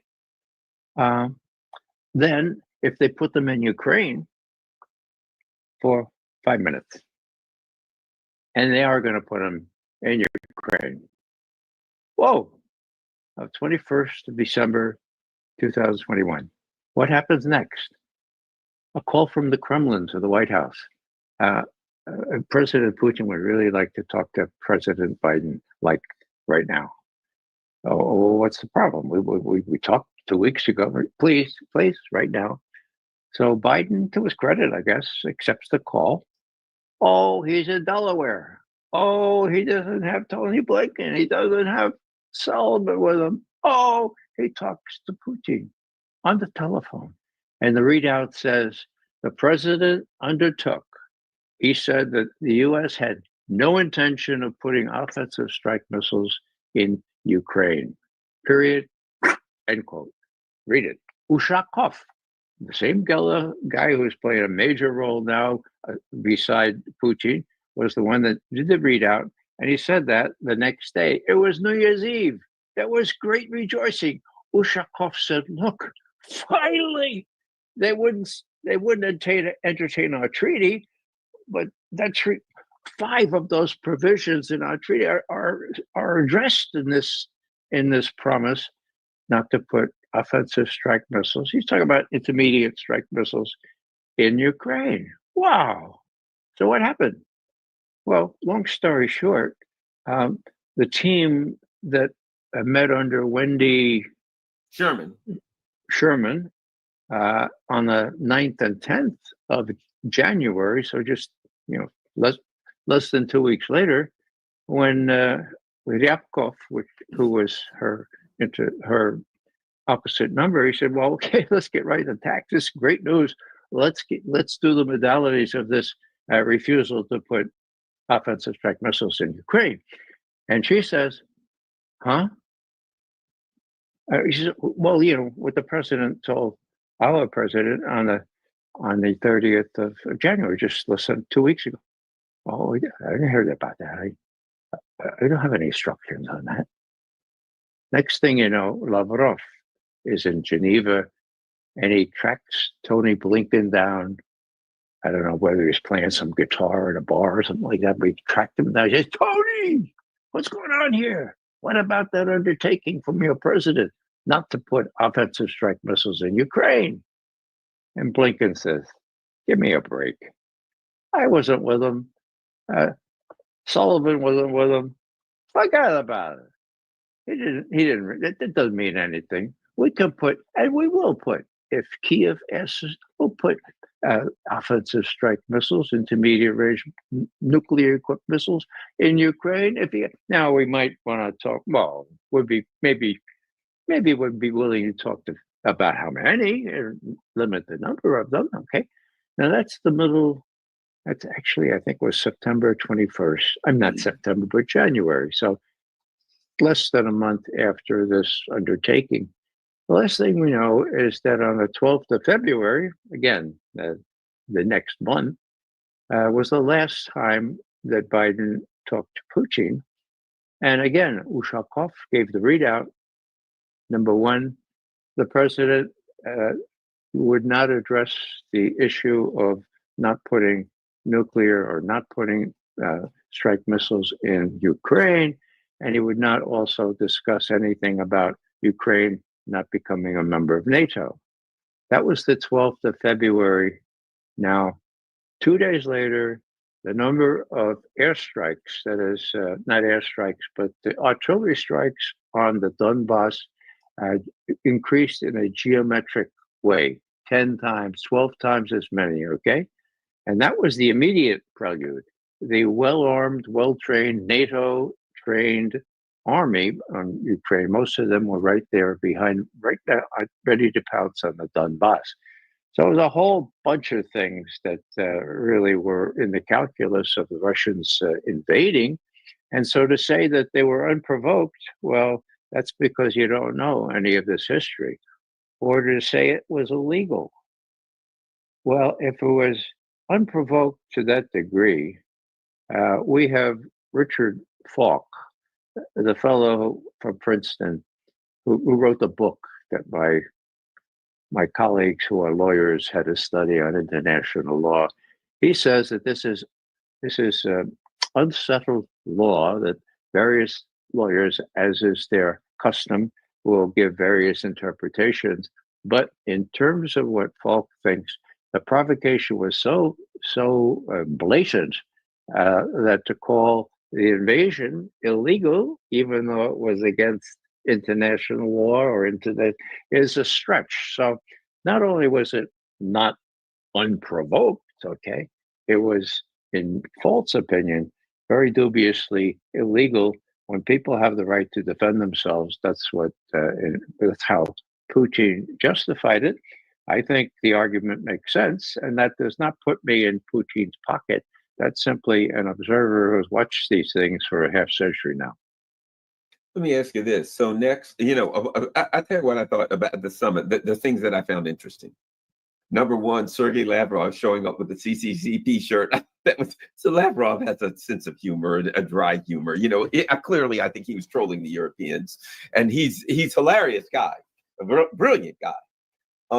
But what was interesting was afterwards, President Putin, in clear English, when President Trump said, "Yeah, we're going to meet again" or whatever, and in clear English, President Putin said, "Maybe in Moscow." And I thought, interesting. Your thoughts on? I put it like this: I thought overall the imagery and symbolism of where they were, and then President Putin laying wreaths on the graves of Soviet soldiers that died in World War II and were buried in America, in the U.S. I thought the vision of the two of them shaking hands on the red carpet, of getting together in the big Cadillac, driving together. I thought all of that was great symbolism, because the Europeans have basically, the Russians are a bunch of, they're hordes of evil, uncivilized savages who can't be dealt with. And it was the pageantry and regency of the, of leadership, the suits that, unlike, neither one of them had a green janitor's uniform on like Zelensky, but they had that great suits on. They looked, and this is not like, I'm a lefty kind of guy. I've always, if people say, "Who do you voted for?" I say, "I wrote in the ghost of Hugo Chavez," But my point being, it demonstrated to the world, or to at least the Western world that didn't already know this, no, the Russians are not isolated. Putin's not isolated. He's a powerful figure that must be acknowledged. Russia is a powerful country that must be acknowledged. And when Trump acknowledged, look, this guy's a powerful, let's shake hands, hey, we're gonna ride in Cadillac, I think the whole thing was good for the dynamics to push back against this argument that the Russians are uncivilized and that they shouldn't be recognized and they're isolated and all. I thought that stuff, this was a good thing, I thought. Anyway, Ray, your thoughts on this part of it? Well, now, it seems to me like you're in Putin's pocket if you would say something like that, Carl. Now, it was a big victory in that sense, and the Russians, for the Russians, okay? Now, for the powers that be in our country, and I refer specifically to the Mickey Mat, okay? This is the MIC that Eisenhower explained, the military-industrial complex, elongated over these several decades into the, if you got a pencil, this is on the final exam, okay? No pencil? Okay, get a keyboard. Here it is. The military-industrial, congressional, intelligence, media, academia, think tank complex, okay? Now, what's the big shtick? The big shtick is eating up half of our discretionary income, more now, to build, make, sell weapons of war, okay? Now, why did I say media? Well, because the media is the crucible, the cornerstone of all this. Did you hear the woman yelling out? Did you hear that woman yelling out at the beginning? President Putin, are you going to stop killing civilians? I thought, why didn't you yell at Netanyahu? Yeah. But anyway, go ahead, Ray. But you can't do this kind of stuff without the media. Now, look at the media. I'm talking about the media that used to invite me maybe twice a year or something, but never do anymore. Well, who owns them? Oh, the rest of the Mickey Man, whose shtick, as I said, is to build and sell and profiteer from arms. You can't really do that unless you have a really plausible enemy. And my God, are we going to lose Russia as an enemy again? Look what happened last time, Last time. Let me just give you one example. There was a firm called Krauss Maffei, a joint French and German firm in Germany that had the contract to build a common European battle tank. NATO needed that, right? Well, that was in the early 90s, then went into the 2010 or so. Oh my God, Putin has no army. Putin is not making any threatening gestures. Krauss Maffei is dead in the water. Who needs a common European battle tank, right? And so what happens? Well, they overthrow the government in Kiev. And Russia, if people thought they wouldn't do this, they were crazy, takes Crimea, which contains its only all year long naval base, big one. And they don't really like the coup in Kiev. And so all of a sudden you have tension with Russia. All of a sudden that is blown up into Russia's intention to take over the rest of Europe, for God's sake. Oh, what happens to Klaus Maffei?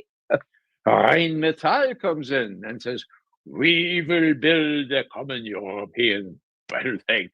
And Klaus Maffei, no, we have the contract. They go to court. They go to the German judiciary to fight this out. And then they realize, there's enough.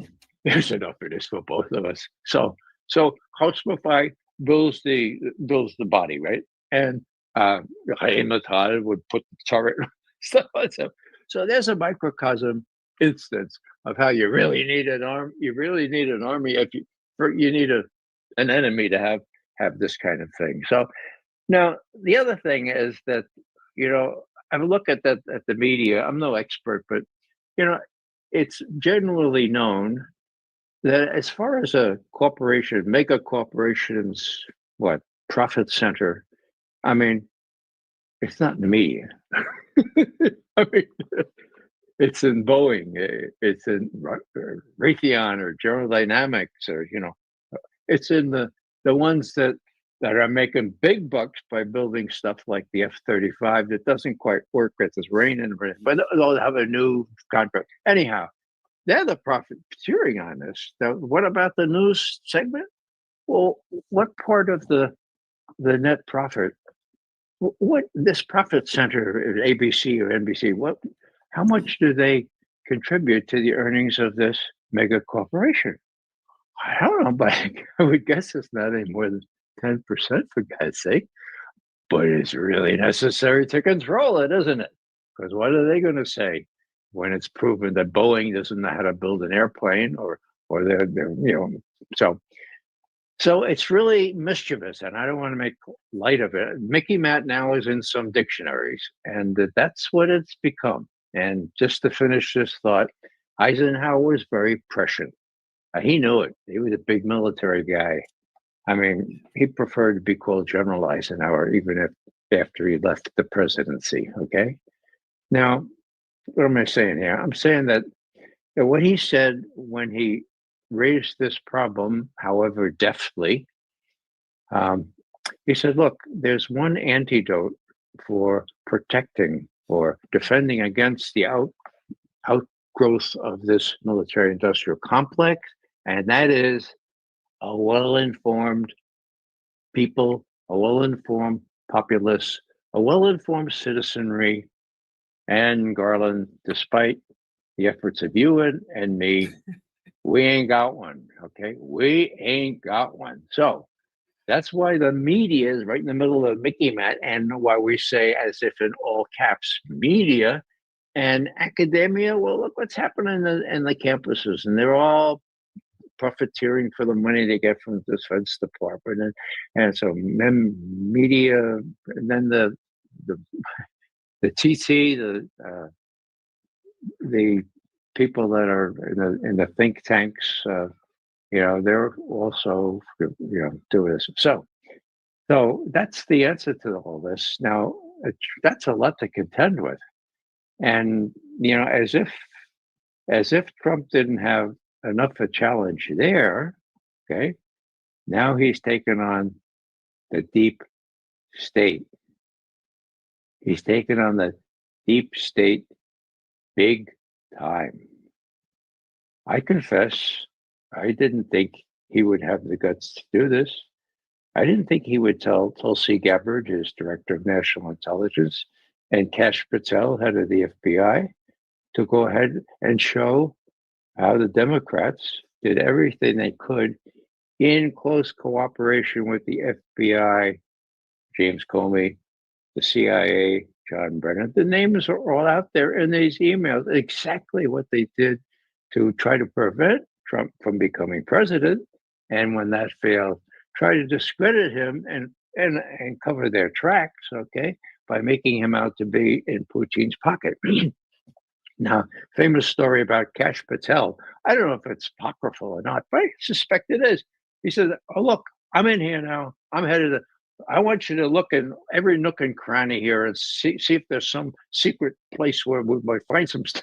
And they do. They find this room, and they open the room, and oh, it's just a bunch of look, the hard drives and stuff. Oh, some burn bags. So, well, we got to throw them down the chute. No, don't throw them down the throat. Let's see what's in them. And of course, then we had this famous annex, appendix burst right on the Democrats. So Grassley in Congress has all of a sudden got some guts, and he's endorsing these disclosures.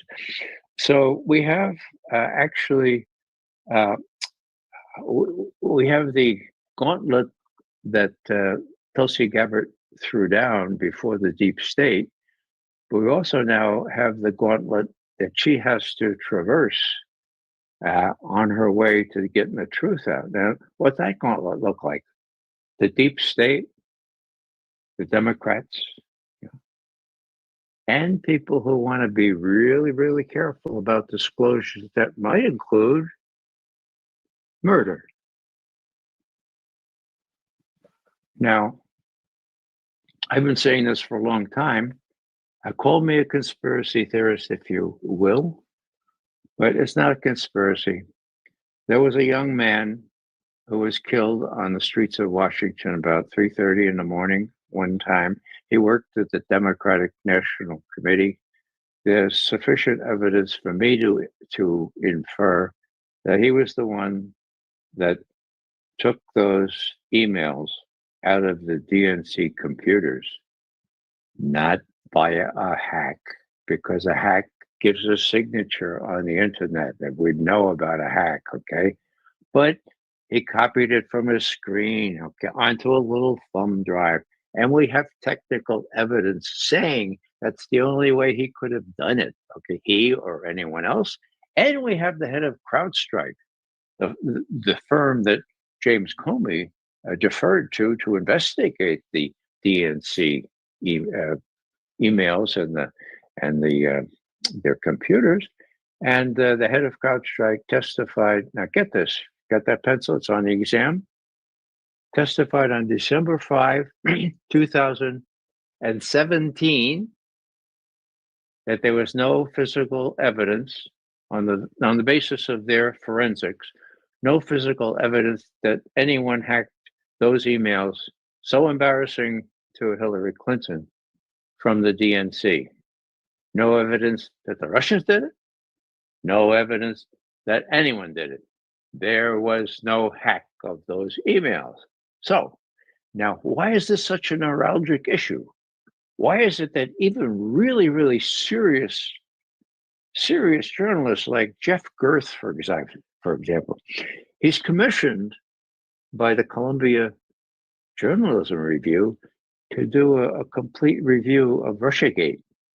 And he does a great job, except he forgets to include the part where the head of CrowdStrike is asked by Adam Schiff, "So, Mr. Sean Henry, tell us how the Russians hacked those emails." So Sean Henry starts, well, and his lawyer grabs him and says, oh, you're under oath, right? Well, actually, there wasn't any hack. There wasn't any exfiltration. We looked at it closely, but so now that was December the 5th, okay? As I said, that word never got out because Adam Schiff came in the next month, put it in the bottom of his safe. You check with your neighbors, okay? You find out if they still believe that the Russians hacked those damaging emails, damaging to Hillary Clinton.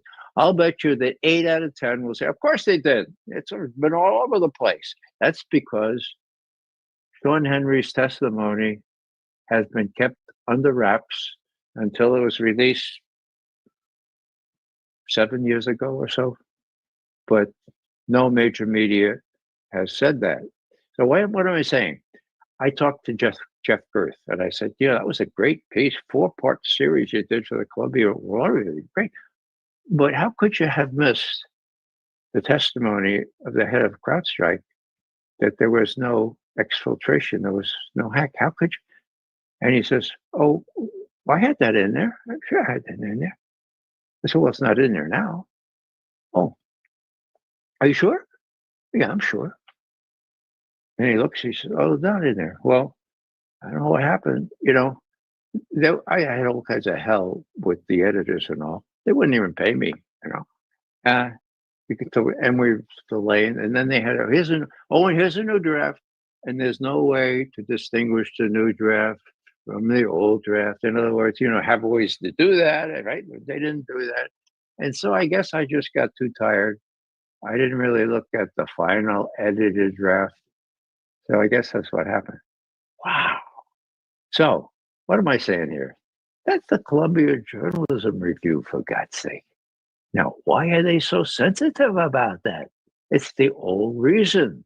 If it was not a hack by Russia or anyone else, somebody else did it.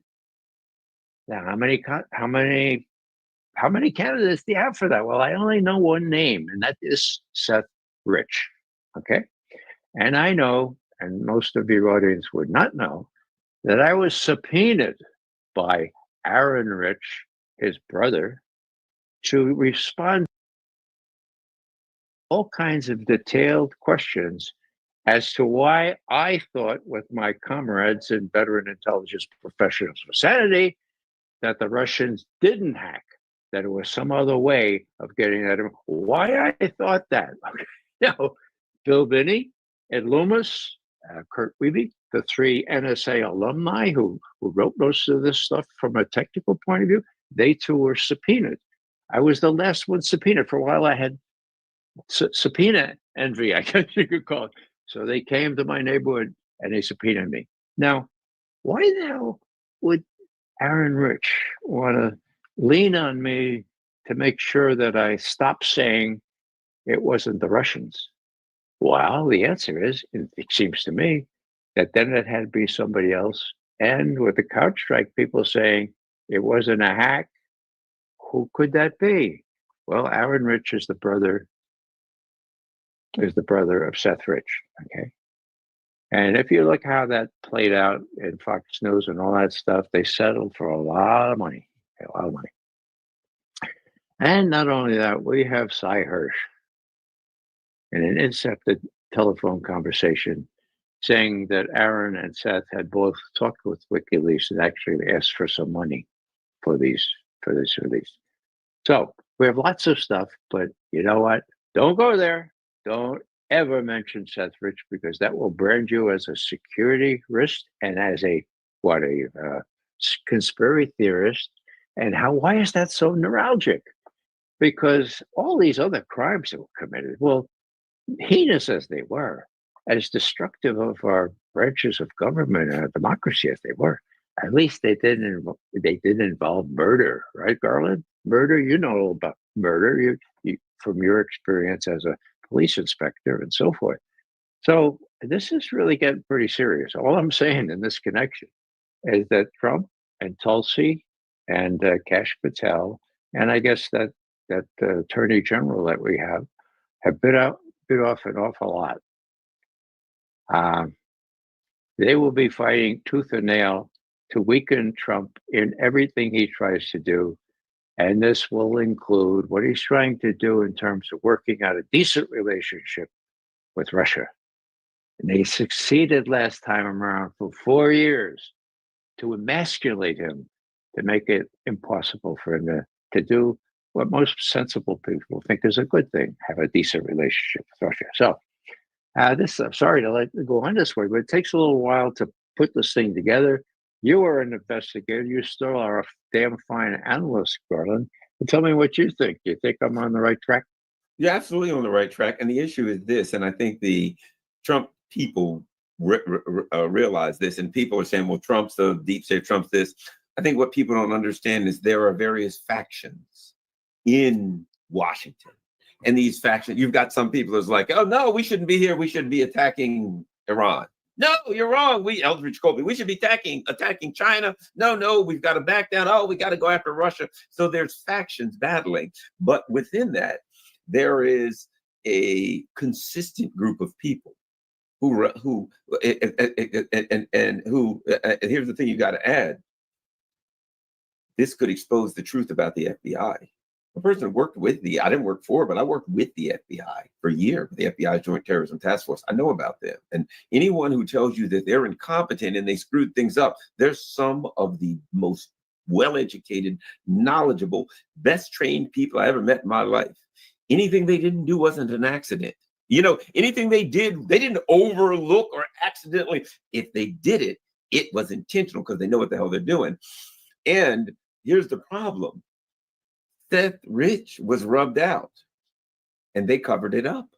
Intentionally, deliberately, they hid. Why, if you have just as according to them, just another robbery and shooting in Washington, D.C., why does the FBI come in? The FBI doesn't come in for a robbery and shooting, a generic robbery and shooting. And then why do they seize his phone, his electronics, everything, and then hide it for a year? And when a judge says, all right, give it up, they say no. And even right now, the FBI is fighting giving up Seth Rich's laptop, because if somebody starts looking around, they may see emails to WikiLeaks or wherever. But my point being, I think in the context of what we're talking about now, even if you say Trump's trying to, and the people are looking at it saying Ukraine's going to be defeated and we want to be as far from that as we can, we don't want to take this one on the chin. I think they had to go after Russiagate in order to give them the political cover they needed to do it. Because as soon as they said, we're going to meet with Putin in Alaska or anywhere, the media was going to go after them. They're Russian bots. We knew it. They're working for Putin. The Mickey Matt, the whole thing was all going to turn like a battleship that brings all of its 16-inch guns around, and they were all going to fire the same round. He's working for Putin. And they had to eliminate that. They had to blunt that. They had to preemptively strike so that that couldn't happen. So they went after it, and they even leaked. What have they even said? They've said, well, we've got to let this information out because we're going to charge some of these people with crimes. We're going to lock some of these people up. We're going to put the cuffs on people. And they've let this out. And they said, before we do that, you need to know, the American people need to know why we're locking up. They didn't say Brennan and Clapper, but I think those names will be at the top of their list, right? I think what they were... Actually, Tulsi Gabbard did say Brennan and James Comey by name. So I think what they had to do was they had to, as they'll say, put the fear of God in those out there who were poised in the starting gate to scream, Trump's working for Putin. They had to send a message. You know what's happening to the last people that did that. You might not want to play that game this time. So I think they had to go after Russiagate, or they couldn't set up meetings with the Russians. Mm-hmm. Yeah, and one of the high ironies here, and it came into full bloom as I looked at this summit, when Trump met with Putin in Helsinki, 2018, and it was really interesting. He's there in this press conference, and they asked him kind of two things. Now, one was, what, Mr. Trump, you know that the Russians interfered in that election so that you could beat Hillary Clinton. So what do you think now? Here you are with the guy who interfered. And Trump says, and they said, who are you going to believe? Putin denies it. And he said, I don't know who to believe. Could you hold on for a second? Yo, here I am. Are you okay? Okay. We'll give Ray a moment or two. He's tending to some things. Oh, you need this, huh? Okay. Van Landingham. Yep. Good name anyway. So he's asked, how do you defend what all this stuff is coming out here? Were you influenced by leadership? Oh, no, I wasn't influenced by leadership. You know what the ironic part of that is, Garland? He might be telling the truth. Remember, these were hand-picked analysts, okay? When you handpick analysts, you handpick the conclusions that they're going to reach. And some of the other things he said about these terrible Russians, unreconstructed communists, Van Landingham may not have been aware that he was being picked to say exactly what he felt. So the other thing and what I'm trying to say is, he says, and this ridiculous thing about people arguing that Putin didn't favor Trump and didn't help him to come into office. Come on, he says, in Helsinki, don't you remember in Helsinki 2018? They're standing there together. And they ask Putin, the Western press, they asked Putin right there, they said, so, Mr. Putin, who did you favor in the 2016 election? And he said it. He said it right there. He said, oh, of course, this guy, Trump. That's evidence? Oh my God. What's he going to say? Well, I really preferred Hillary, but you go with what you got. I got this clock here. Oh, come on. So that's the kind of evidence that these guys, who, as I say, are probably people who have been trained in these graduate schools these days. They don't know what to believe in terms of what Russia is really after, or Putin. Right? So it's quite possible that he and maybe one of those other four didn't have to be persuaded by step increases or promotions or bonuses at the end of the year, which were given to the ones on Iraq who falsified weapons of mass destruction in Iraq. So it's kind of it's an awful situation what the intelligence community has become. The only saving grace now is that we have new management, and that so far as I know, they're holding to the view that there's no evidence yet that Iran is working on a weapon, on a nuclear weapon, as opposed to enrichment and all that.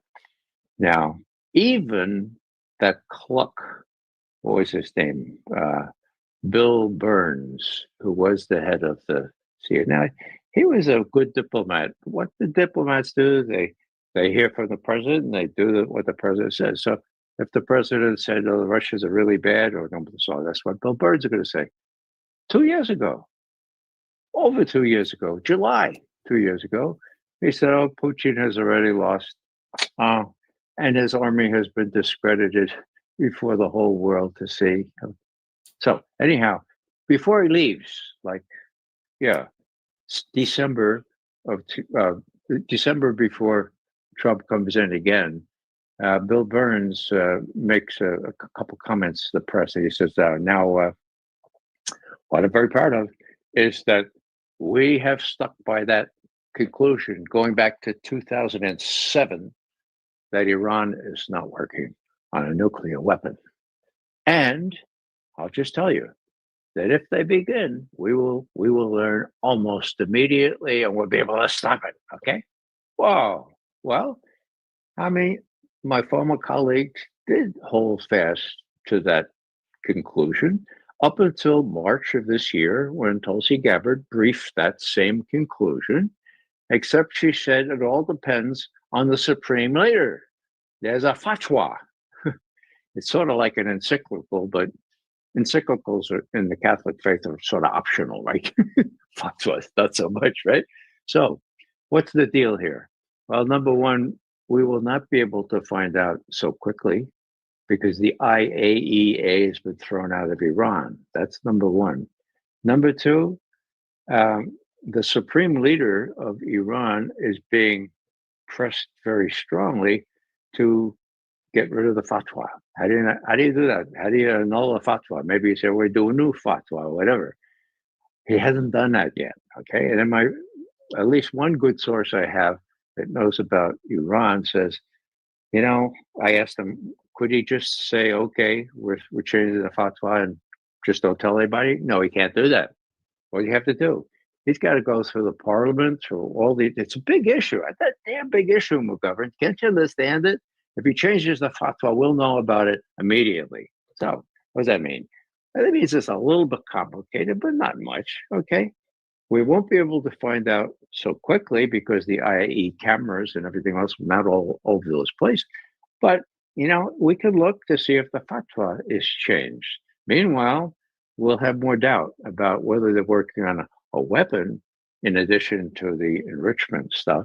And my view is that Iran has the kind of hypersonic missiles that already represent a deterrent for the Israelis.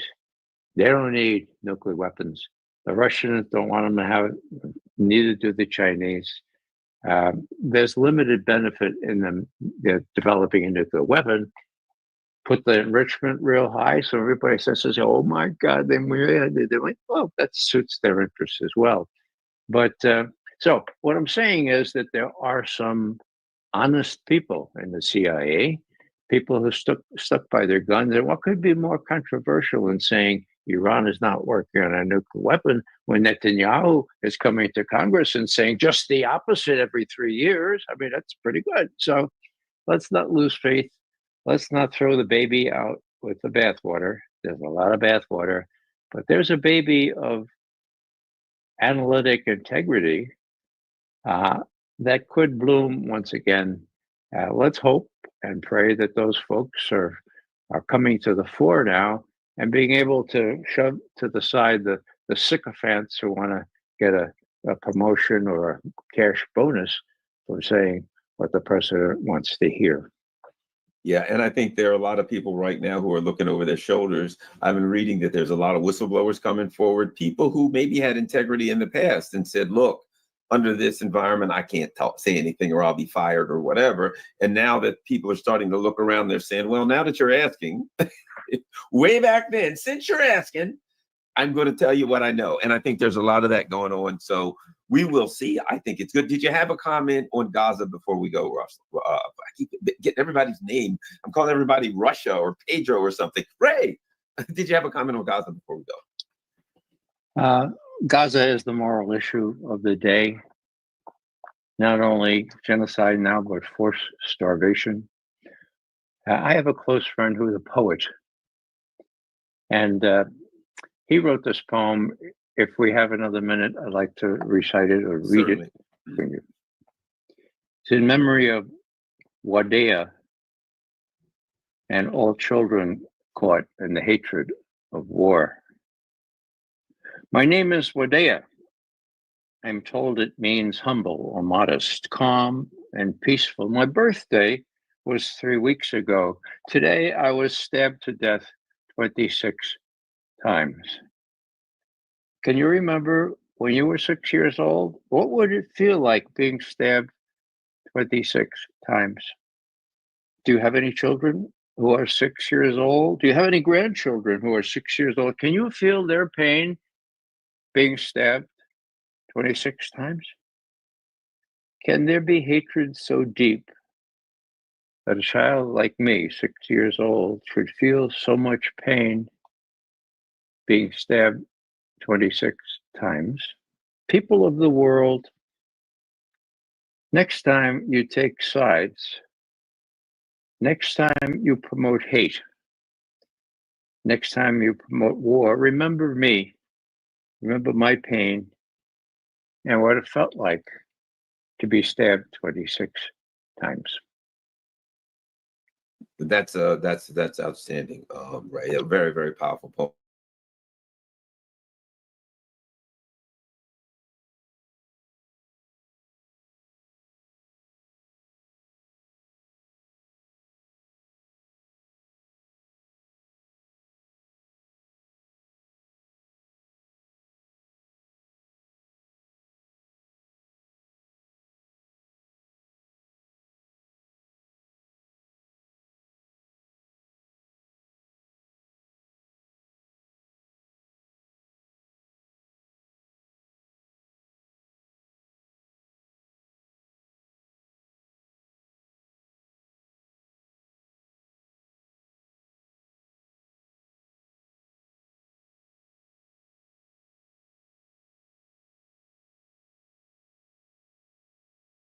throughout the world.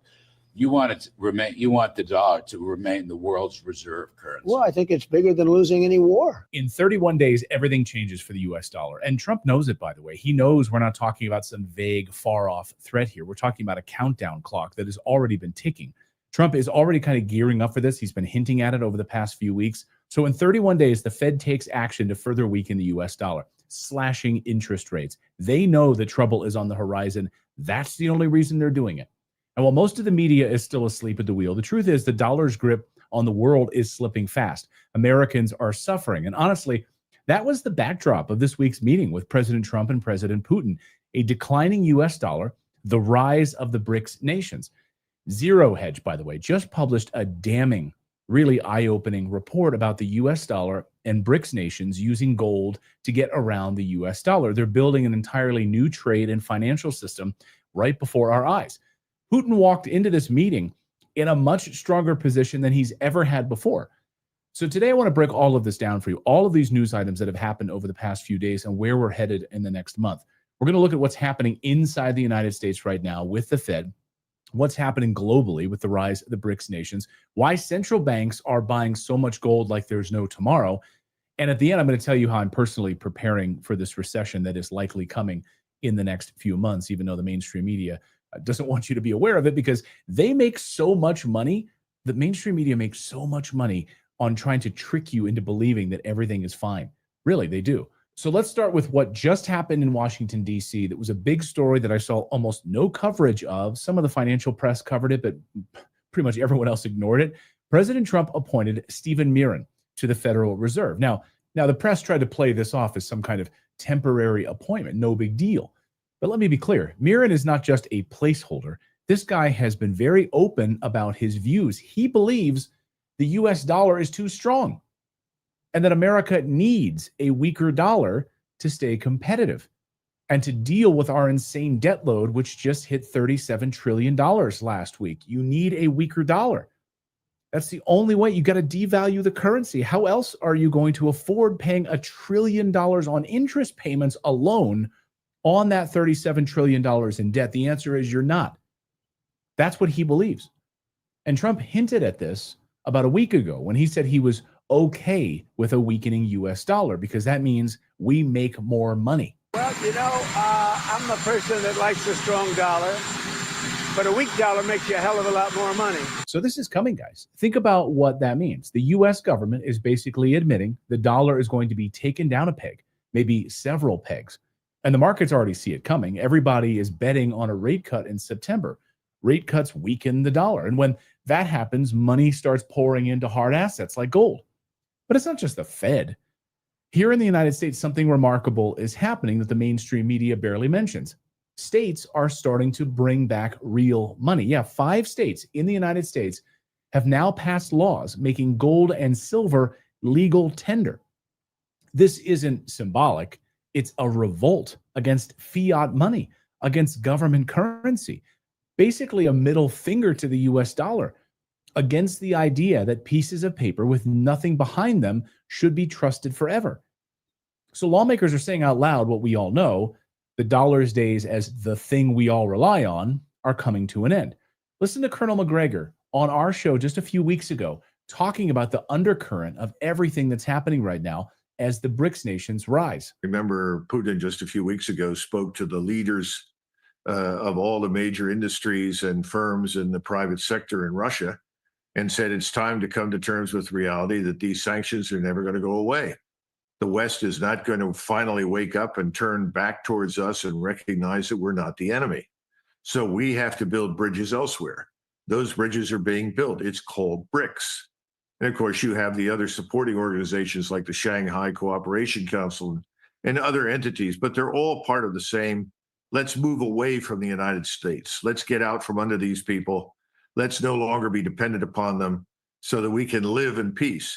In other words, in a very interesting way, the Chinese, the Russians, and the whole global South and everybody is practicing a form of containment towards us. But it gets worse. Globally, central banks are buying gold at a record pace. We're talking 4 straight years of over 1,000 tons of gold. Russia is leading the way. They're not doing this for fun. They're doing it to insulate themselves from the US financial system. So when Putin was meeting with Trump this weekend, he had more cards than he's ever had before. Now, I know, you know, all the MAGA crowd, like the Trump can never do any wrong crowd, were like praising the fact that, like, you know, we had all these bombers flying over Putin's head and like, what a show of power. And look at that. He's so powerful compared to Putin. Great. I you know, I love my president. I love the United States of America. I want our president to be powerful. But I'm telling you, it's totally different. President Putin has more cards than he's ever had before. Totally different scenario than the last time he was on American soil 10 years ago. Sanctions haven't worked against Russia. Russia has won a war against all of NATO. NATO poured everything they had into Ukraine, and Russia destroyed them. He might be a foot smaller than Trump, but he was in the ultimate position. And Russia didn't buy that much gold because they're just curious about it. Hey, what's this like? Like sort of dating in college. No, you do it because you know the system is about to shift. That's why they're doing it. And you want to be holding real assets when this shift happens, when the music stops and you have to sit down on that chair. And here's the biggest part of the story, BRICS. This is the part that the mainstream media, for some reason, just won't even touch because it blows up their entire narrative. BRICS Plus, which is Brazil, Russia, India, China, South Africa, plus new members like Saudi Arabia, Iran, the UAE, Indonesia, now represent more than 40% of global output when you measure it by purchasing power.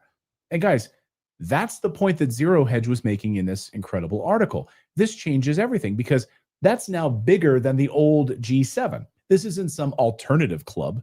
This is now the main event. And what are they doing? They're actually trading in their own currencies, setting up a new payment system like BRICS Pay, which, by the way, I can't believe more people aren't talking about it. BRICS Pay. It allows people and businesses in BRICS countries to basically transfer money and settle trade directly using their local currencies without having to rely on the US dollar as the middleman. And most importantly, by the way, they're backing it all with gold. So China is quietly building a system where you sell resources for yuan and you park that yuan in gold, and then you reinvest in yuan bonds. That's tough to say. You reinvest in yuan bonds, but that's exactly what's happening. It's like a closed loop that cuts out the dollar entirely. So while Trump was meeting with Putin in Alaska and talking peace, there's this undercurrent that both men are well aware of. BRICS is rising. The US dollar is falling. But now here's where things get really explosive because governments are openly discussing something called a gold revaluation. Now that means literally repricing gold higher overnight to strengthen their balance sheets and erase chunks of their debt. And it's not just other countries, it's the United States, Fed, for the first time this month, openly talking about using gold for this purpose, reevaluating gold. Right now, the US government gold reserves are only valued at $42 an ounce. What they're talking about here is dramatically increasing the value of gold without selling one gold bar, just repricing it.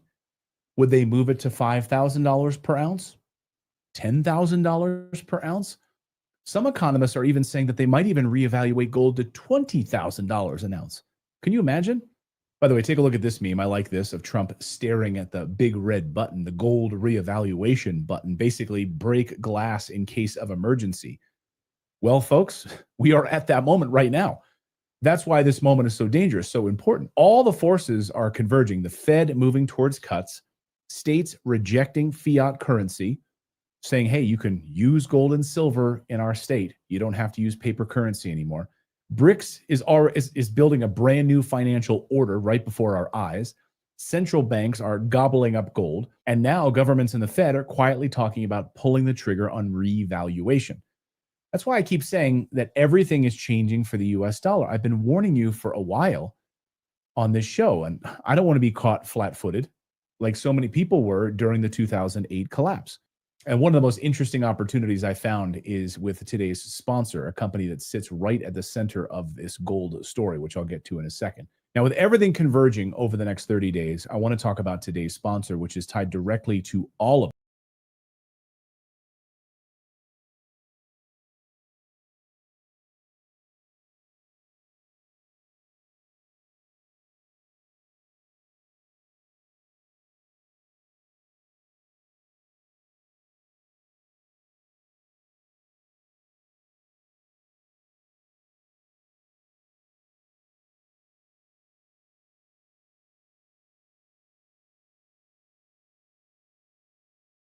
he constantly implements policies that go against his stated goals. The perfect example of this is how Trump has treated BRICS, the Global South-led organization that now represents the majority of the planet. Trump sees BRICS as a major threat to U.S. global dominance, and in particular, the dominance of the U.S. dollar as the global reserve currency. Trump has openly threatened members of BRICS to try to stop them from seeking alternatives to the U.S. dollar. BRICS was set up to hurt us. BRICS was set up to degenerate our dollar and take our dollar as the standard, take it off as the standard. And that's okay if they want to play that game, but I can play that game too. So anybody that's in BRICS is getting a 10% charge. Is that immediate, sir? Or is that pretty if soon. they engage in some behavior? Well, if they're a member of BRICS, they're going to have to pay 10% tariff just for that one thing. And they won't be a member long. But ironically, Trump's attacks on BRICS countries have only strengthened BRICS and encouraged more and more countries across the global south to join BRICS. So Trump has been attacking Brazil and its president Lula da Silva, imposing 50% tariffs on Brazil. This has only pushed Brazil even closer to China. And now President Lula is publicly calling for more and more countries to seek alternatives to the US dollar. So Trump's attacks are backfiring. And today I'm going to talk about the situation in India, which is the I in BRICS. For years, the US government has pursued a strategy of trying to ally with India against China as part of an attempt to divide BRICS to isolate Beijing. And India was gradually moving closer to the US, but now Donald Trump has been attacking India, and Trump imposed 50% tariffs on India, which is one of the highest tariff rates in the entire world.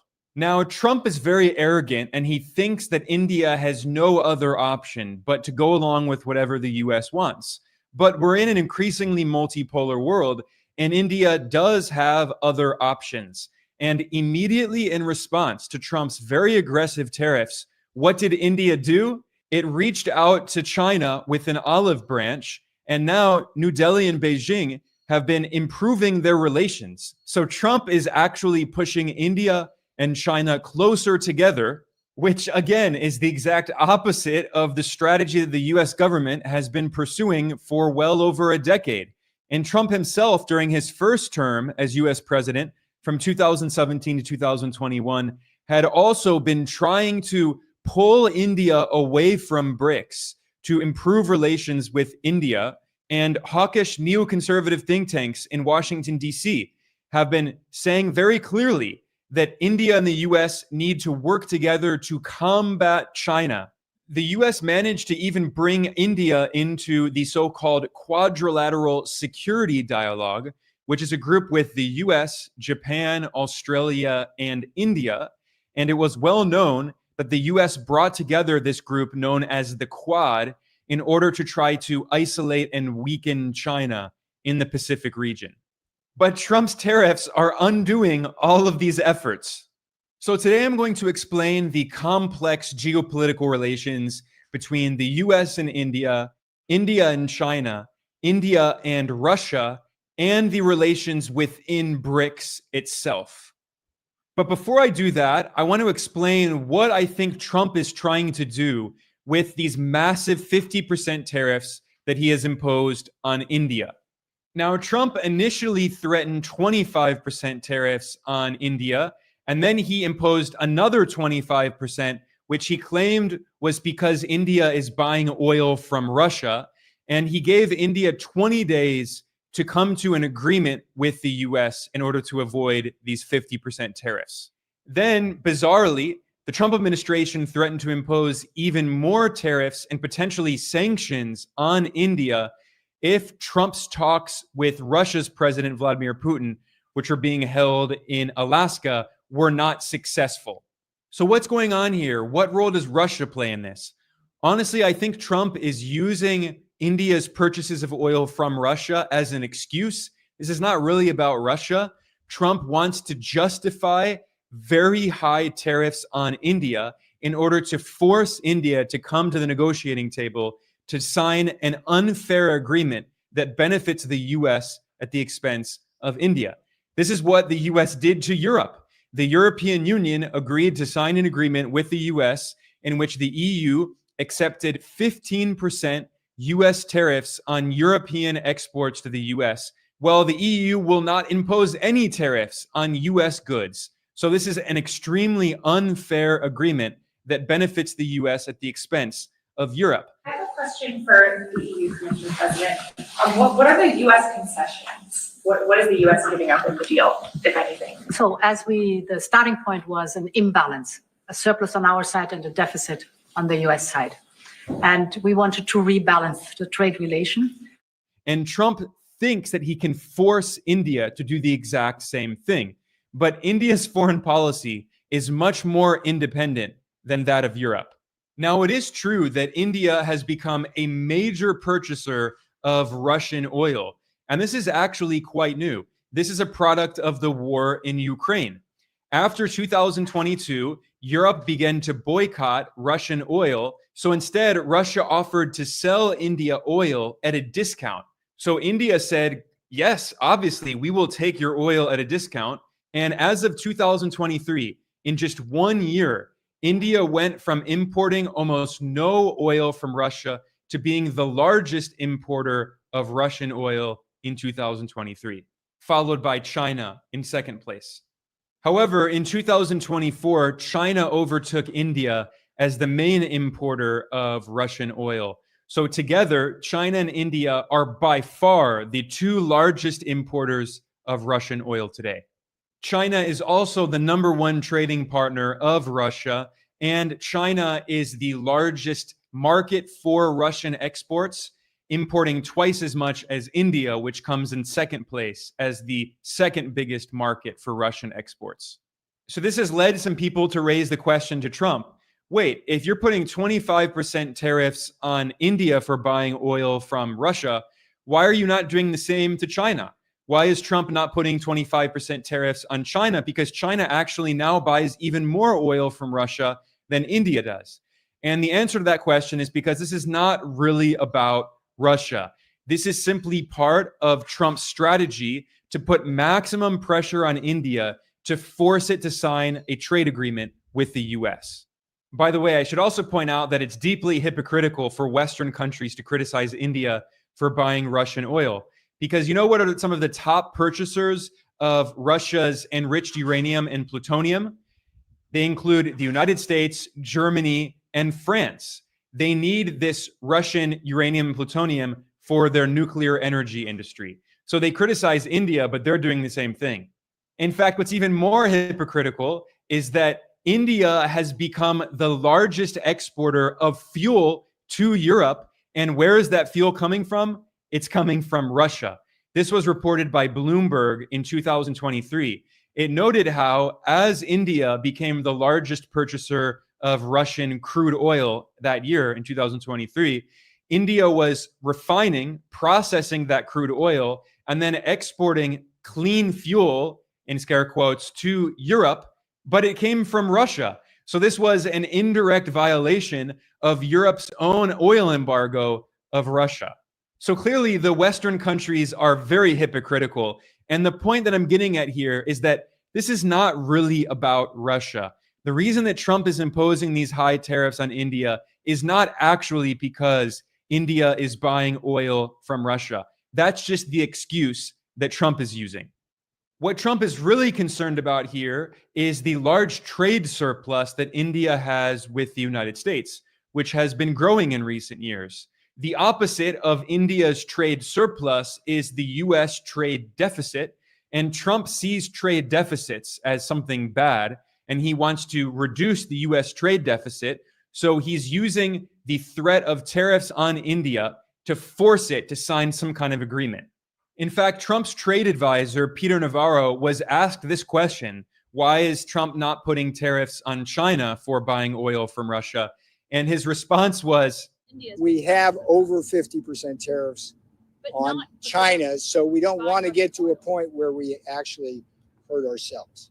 This was a very revealing comment because it made it clear that the Trump administration understands that if it continues to put higher and higher tariffs on China, it will actually backfire and hurt the US economy, because the US imports some important technologies from China that it cannot import from any other country, unlike India.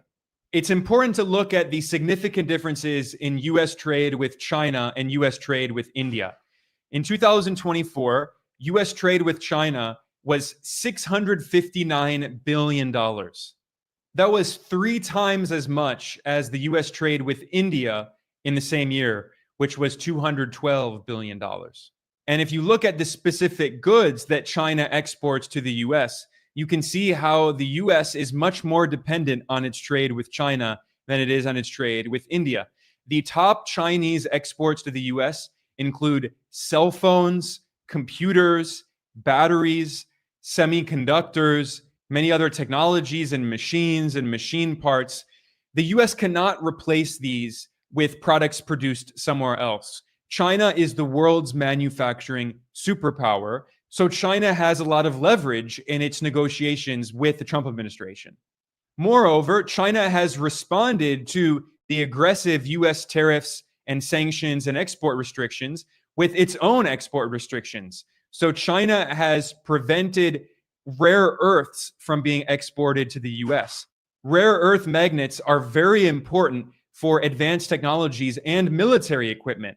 So this has caused significant damage to the US economy, and this is a significant card that China can play in its trade negotiations with the US.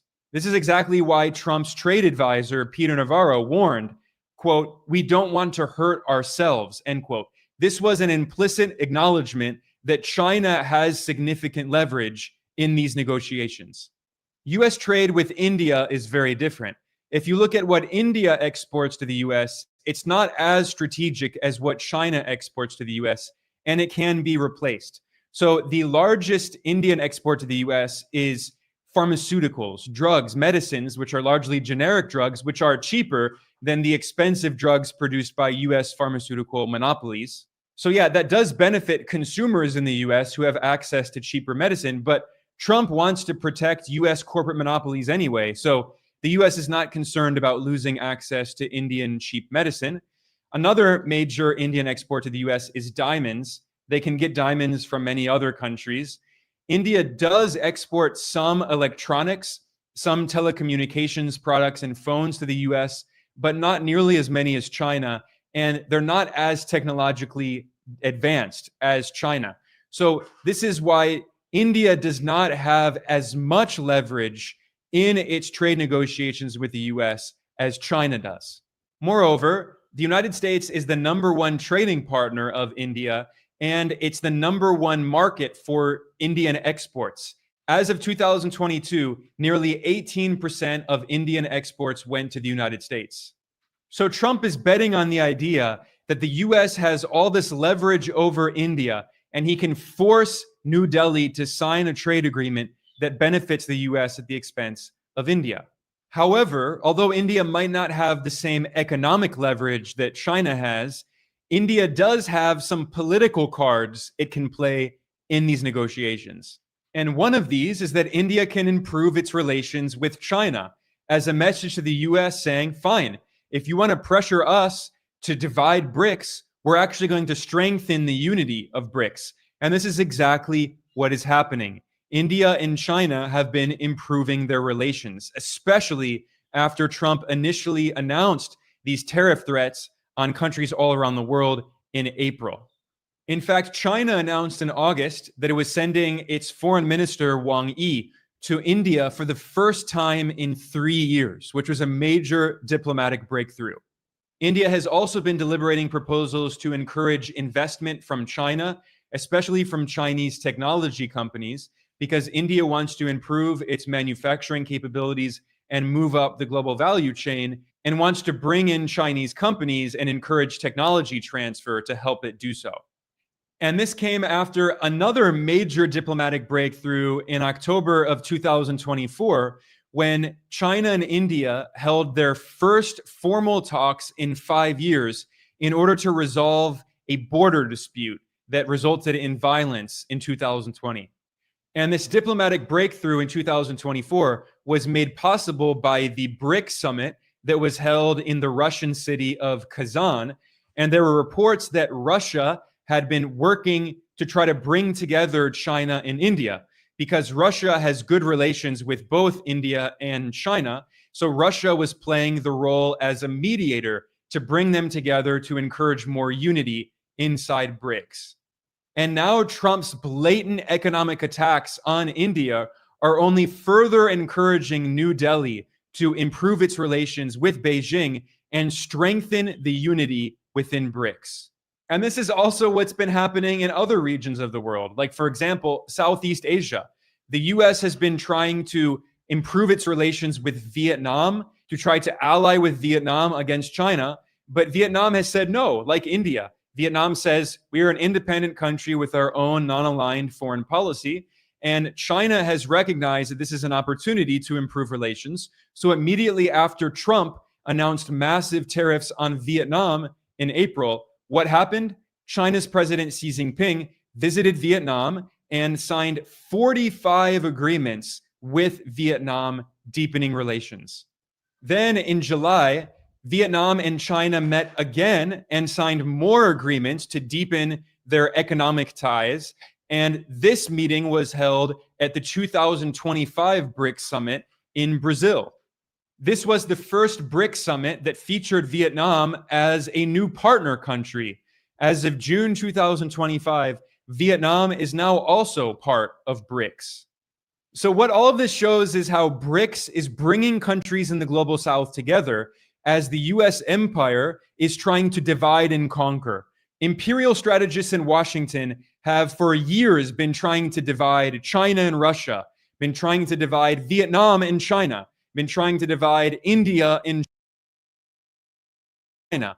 But what Trump is doing with these aggressive attacks on countries all around the world, with his tariffs, with his meddling, he's actually pushing all of these countries closer together and strengthening BRICS as a platform for the global south, which represents the majority of the global population. They are the global majority. So now with all of that said, I want to go back to what I promised to do earlier, which is to explain the complex geopolitical relations between these four great powers, the US, China, Russia, and India, and how all of them fit together. And in order to do that, I need to review some important history. And we need to go back to the first Cold War that the United States waged against the Soviet Union and temporarily against the People's Republic of China. Before China had its socialist revolution in 1949, it was governed by the Nationalist Party, and China had technically been allied with the United States in World War II against the Japanese Empire. After World War II ended, there was a civil war in China, and the communists won that war under the leadership of Mao Zedong, who declared the creation of the People's Republic of China in 1949. The US had very antagonistic relations with China throughout the 1950s and into the 1960s. However, in the 1960s, something very important happened, which was the Sino-Soviet split. The Soviet Union and China in the 1950s had been close allies, but by the 1960s, their relations soured, and eventually Beijing began to see Moscow as the biggest threat to China. The United States saw this as the perfect opportunity to exploit the divisions between China and the Soviet Union. So in 1971, US National Security Advisor Henry Kissinger, a powerful imperial strategist, took a secret trip to China. And the next year, in 1972, US President Richard Nixon visited China. He was the first US leader to visit the People's Republic, and he established diplomatic relations between the US and China. Essentially, what happened is that the United States and China allied together against the Soviet Union, their mutual adversary. However, this was always meant to be a temporary strategy. And Kissinger, who was always making plans to try to expand the power of the US empire, Kissinger made it clear from the very beginning in 1972 that eventually the US would turn against China. He warned President Nixon that, quote, in a historical period, the Chinese are more formidable than the Russians. And I think in 20 years, your successor, if he's as wise as you, will wind up leaning toward the Russians against the Chinese. For the next 15 years, we have to lean toward the Chinese against the Russians. We have to play this balance of power game totally unemotionally. Right now, we need the Chinese to correct the Russians and to discipline the Russians, end quote. That was Henry Kissinger, the U.S. National Security Advisor, speaking to U.S. President Richard Nixon in 1972, the same month when they visited Beijing and established diplomatic relations with China. Now, if you fast forward to the 21st century, this is exactly what Washington has been trying to do, which is to get other countries to ally with the U.S. against China as part of an attempt to isolate Beijing, which Washington sees as the greatest threat to U.S. global dominance. In fact, before Henry Kissinger died, he was advising Trump that the U.S. should try to improve relations with Russia in order to isolate China. And this is what Trump has tried to do. He said very clearly he wants to divide Russia and China. You never want Russia and China uniting. We united them. It's a shame. The stupidity of what they've done. Well, I'm going to have to ununite them, and I think I can do that too. I have to ununite them. However, Trump has not succeeded in breaking apart China and Russia. In fact, China's President Xi Jinping and Russia's President Vladimir Putin have recently held meetings in which they said, quote, China-Russia relations have reached the highest level in history, end quote. So Beijing and Moscow have been emphasizing in joint statements released by both sides that no other country, no third country can divide China and Russia, which is a clear message to the US, a clear message to Trump that he will not succeed in breaking them apart. China is Russia's largest trading partner. Russia is a very important trading partner for China. They see the world in many ways. They share many common geopolitical interests. Trump is not going to succeed in breaking them apart. However, this is where India comes in, because the relations between India and China are not very good. So this is why Kissinger and Nixon were ultimately able to exploit the tensions that already existed between China and the Soviet Union after the Sino-Soviet split in the 1960s. Today, Trump wants to recreate that strategy, but it doesn't make sense because today China and Russia are very closely allied, unlike they were in the 1960s. Another major power, India, has very different relations. India has close relations with Russia, but India has very complex relations with China. And this goes back decades. In fact, in 1962, India and China fought a war with each other. It was only 1 month, but it was a significant war. And since the 1960s, India and China have had intermittent border skirmishes, fighting across their shared border. China is also very closely allied with Pakistan, which India sees as its main adversary. So what all of this means is that imperial strategists in Washington, who are focused on trying to maximize the power of the US empire and to isolate China, they have seen India as a potential ally in the new Cold War that Washington is waging against Beijing. And for years, US presidents, both Republicans and Democrats, have tried to bring India closer to the US and the West in general to break up BRICS. However, that is much, much easier said than done because India is a major power. India has 1.4 billion people. It is the most populous country on earth. India has also grown a lot economically in recent decades. Now, India has not grown nearly as quickly as China, but India is the third biggest economy on earth when you measure its GDP at purchasing power parity. China is the number one economy, representing nearly 20% of the global economy. The US is the number two economy, representing 15% of world GDP. And India is the number three economy, representing 8.5% of global GDP. By the way, Russia is the fourth biggest economy on earth, representing 3.5% of global GDP. But the point to take away from this is that today I'm talking about the complex geopolitical relations between these four great powers, China, the US, India, and Russia, which are the four biggest economies on earth. So the US would like to simply force India to ally with Washington and do whatever Washington wants. This is what Trump thinks he can do. This is why he's threatening such massive tariffs on India. But again, India is a great power. It's a very large country, and it has its own independent foreign policy. Yes, when it's in India's interests, sometimes it will ally with the US on particular issues. But India is not simply going to go along with whatever the US wants. And to understand India's foreign policy today, we need to look back at the past few decades, and in particular, the first Cold War. India played an important role in the global South, resisting Western colonialism. After India achieved independence from British colonialism in 1947, its first prime minister was Jawaharlal Nehru, who was a left-wing nationalist, and he was an anti-colonial socialist. He was from the left-wing Indian National Congress Party, known simply as the Congress. Now, that's a political party, not the actual parliament of India. And under Nehru's leadership, India had a foreign policy that was allied with the Global South anti-colonial movement.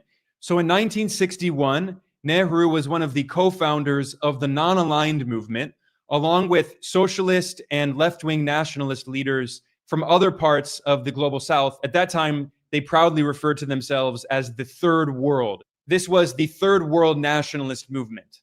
Now, the countries of the non-aligned movement said they didn't want to simply choose a side in the first Cold War that the US was waging against the Soviet Union and its allies. However, within the non-aligned movement, there were many different countries that had different foreign policies. So India actually leaned much more toward the Soviet Union, and the USSR essentially became one of the closest partners of India. Not only for political reasons, because the Soviet Union had supported the anti-colonial movements in the Global South fighting against Western imperialism, but also for economic reasons. India traded a lot with the former Soviet Union. At the same time, as I mentioned earlier, China was closely allied with Pakistan, which India saw as its main adversary, and the United States was also quite close to Pakistan. So during the first Cold War, it's kind of a simplification, but basically, India was very close to the Soviet Union and had complex and antagonistic relations with China and Pakistan, whereas China was close to Pakistan and had antagonistic relations with India and the Soviet Union, and the US had antagonistic relations with the Soviet Union. It had moderate but not very friendly relations with India, and the US had good relations with Pakistan. So that was what the situation looked like during the first Cold War. However, the Soviet Union was overthrown in 1991, and Russia essentially became a vassal of the United States for about a decade.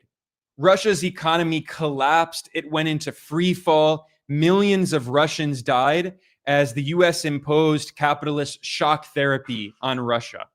And India saw what was happening. Its trade with Russia was significantly affected by the crisis in Russia. So India began to slowly move closer to the United States.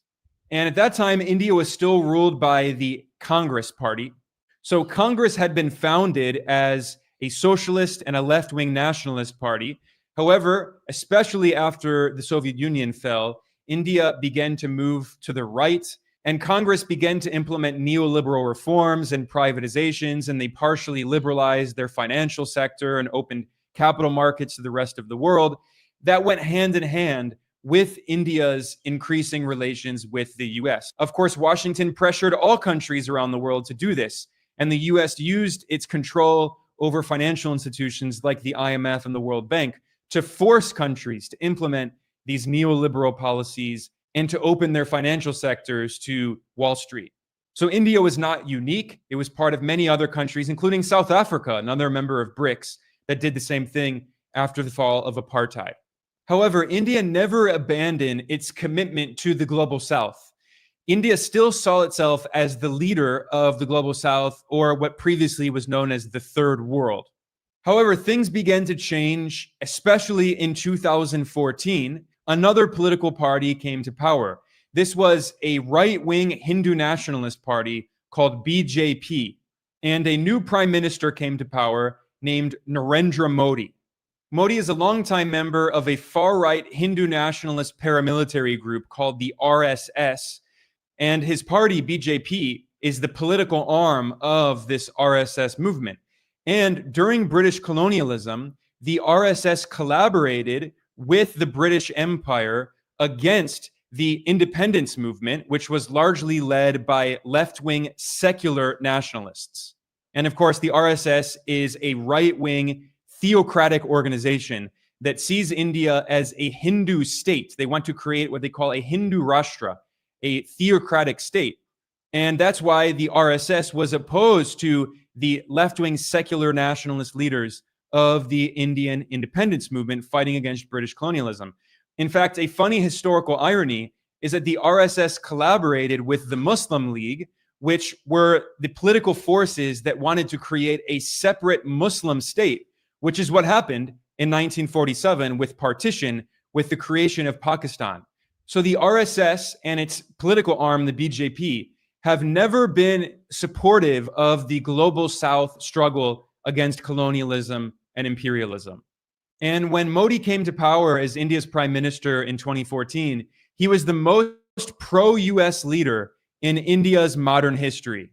Now, when Modi came to power, the US president was Barack Obama, a Democrat, and the Democrats are supposedly a left-wing party, although in reality, they are a centrist or even center-right party. They do not have left-wing policies, especially economic policies. They have some progressive cultural policies and social policies, but their economic policies are right-wing and neoliberal. But regardless, despite the social and cultural differences between the Democratic Party and the far-right BJP, this Hindu nationalist party in India, Obama and Modi were very close. The New York Times even published an article titled, "President Obama and India's Modi Forge an Unlikely Friendship." This is because the Obama administration was already focused on trying to contain China.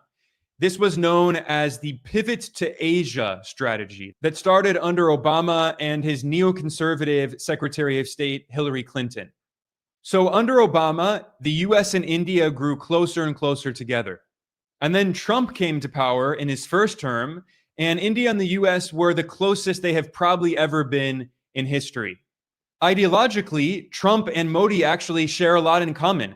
Both are far-right nationalist leaders, and they were so close that in 2019, Modi took a trip to Texas for an event called Howdy Modi, and Trump and Modi were photographed holding hands, illustrating just how closely they were allied. At the same time, by the way, Modi also allied India closely with Israel, abandoning the Palestinians. Now, historically, the Congress Party in India, because it had seen itself as the leader of the global South, the Congress Party had always supported the Palestinians. But because Modi is from a far-right Hindu nationalist party that is theocratic, they see Israel as a model for the kind of state they want to create in India. And Modi's party, BJP, and the Hindu nationalist paramilitary group that he's part of, RSS, are extremely anti-Muslim, very Islamophobic. So Modi allied closely with both Israel and the US. In fact, Modi had previously been banned from entering the United States because back in 2002, Modi was the leader of the Indian state of Gujarat when there was a huge massacre of Indian Muslims. And Modi had been the leader of the government, and the government was complicit in this horrific massacre. So in response, members of US Congress banned Modi from entering the US as an act of protest. However, then Modi became prime minister of India in 2014, and the US saw that India could be an ally against China. So the US lifted these restrictions, and Washington continued to grow closer and closer to New Delhi. This started under Obama. It significantly increased under Trump, and it also continued under Biden, another Democrat who talked about so-called democracy and human rights, but Biden had no problem allying with this far-right leader in India from an extreme anti-Muslim party because it was in the US empire's interests to try to woo India to isolate China. Now, when Trump entered for his second term as US president, most people assumed that Trump would continue to deepen the US partnership with India against China. However, it seems that Trump's main priority has been to reduce India's trade surplus with the US, or the US trade deficit with India. And that's why Trump is now imposing 50% tariffs on India to punish India, to try to force it to the negotiating table to sign a trade agreement with the US that benefits the US at the expense of India. However, as I emphasized earlier, India is a great power. It's not going to simply go along with whatever the US wants. It's not like Europe, which is now completely vassalized by the US. Despite the fact that Modi in the past decade has moved India closer and closer to the US, India does still have a non-aligned independent foreign policy. And India is still a member of BRICS. So this is where BRICS comes in. Modi is using BRICS as a card that India can play in response to Donald Trump's pressure. Modi can say to the US, fine, if you want to impose tariffs on us and pressure us, we are going to improve our relations with China. And to understand India's relations with the other countries in BRICS, I need to make an important point here about the history of BRICS. Now, this Global South-led organization was founded back in 2009. Originally, it was just BRIC, Brazil, Russia, India, and China. And then in 2010, South Africa was invited to join, and it became BRICS with the S. But when BRICS was founded, Modi was not prime minister. It was before Modi entered. The prime minister of India, who co-founded BRICS in 2009, was from the left-leaning Congress party. His name was Manmohan Singh. He was not from Modi's far-right party, BJP. In fact, Prime Minister Manmohan Singh hosted the BRICS summit in India's capital, New Delhi, in 2012. And at that time, the Indian media published articles explaining how under Singh and the Congress party, India was redirecting its foreign policy to the East, not focusing as much on the West. The reason I emphasize this point is because, again, it's important to understand that Modi comes from the far-right Hindu nationalist party, BJP, and its paramilitary arm, RSS. And they did not oppose British colonialism. They collaborated with the British Empire and opposed the left-wing secular nationalist leaders of the anti-colonial movement, who were from the Congress party and also other parties. India had a big communist party, and there were many other parties and movements. So Modi and his Hindu nationalist movement were never very big supporters of BRICS, because BRICS has its origins really in the non-aligned movement, which was part of the Global South struggle against Western imperialism. However, as I've been repeatedly stressing here, India is a major power with its own independent foreign policy. So even though BJP is in general more pro-Western than Congress, just because the political party governing India changed doesn't mean that India's foreign policy completely changed. Furthermore, it's important to understand that in India, the diplomatic corps is supposed to be nonpartisan. India has a very serious, very professional diplomatic corps. It has civil servants who are trained in foreign affairs, and they're not supposed to be affiliated with any party. So this is why, even though Modi's domestic policies are very different from the domestic policies of the Congress party, of the predecessors to Modi, the foreign policy of India has not changed super drastically. But one of those differences is that under Modi, New Delhi has been more skeptical of global South-led organizations like BRICS. So obviously, I don't expect Modi to withdraw India from BRICS. He can continue to use India's membership as a diplomatic card, especially in response to US pressure. But a former top Indian diplomat named M.K. Bahadra Kumar did a very interesting interview in which he talked about how under Modi, the Indian government has significant reservations about BRICS. And I'm reading here from an article that was published by the website Naked Capitalism. In this interview, Bahadra Kumar was speaking with Professor Glenn Deason. Professor Deason asked this former Indian diplomat, quote, "If BRICS is an instrument for diversification to have a more multipolar economic system, How far is India willing to go to defend its position in BRICS? Because one often gets the impression that India's commitment is not among the strongest, end quote. And the response of MK Bahadur Kumar was, quote, "This is a brave wave of the Russians, BRICS idea, and then the Chinese.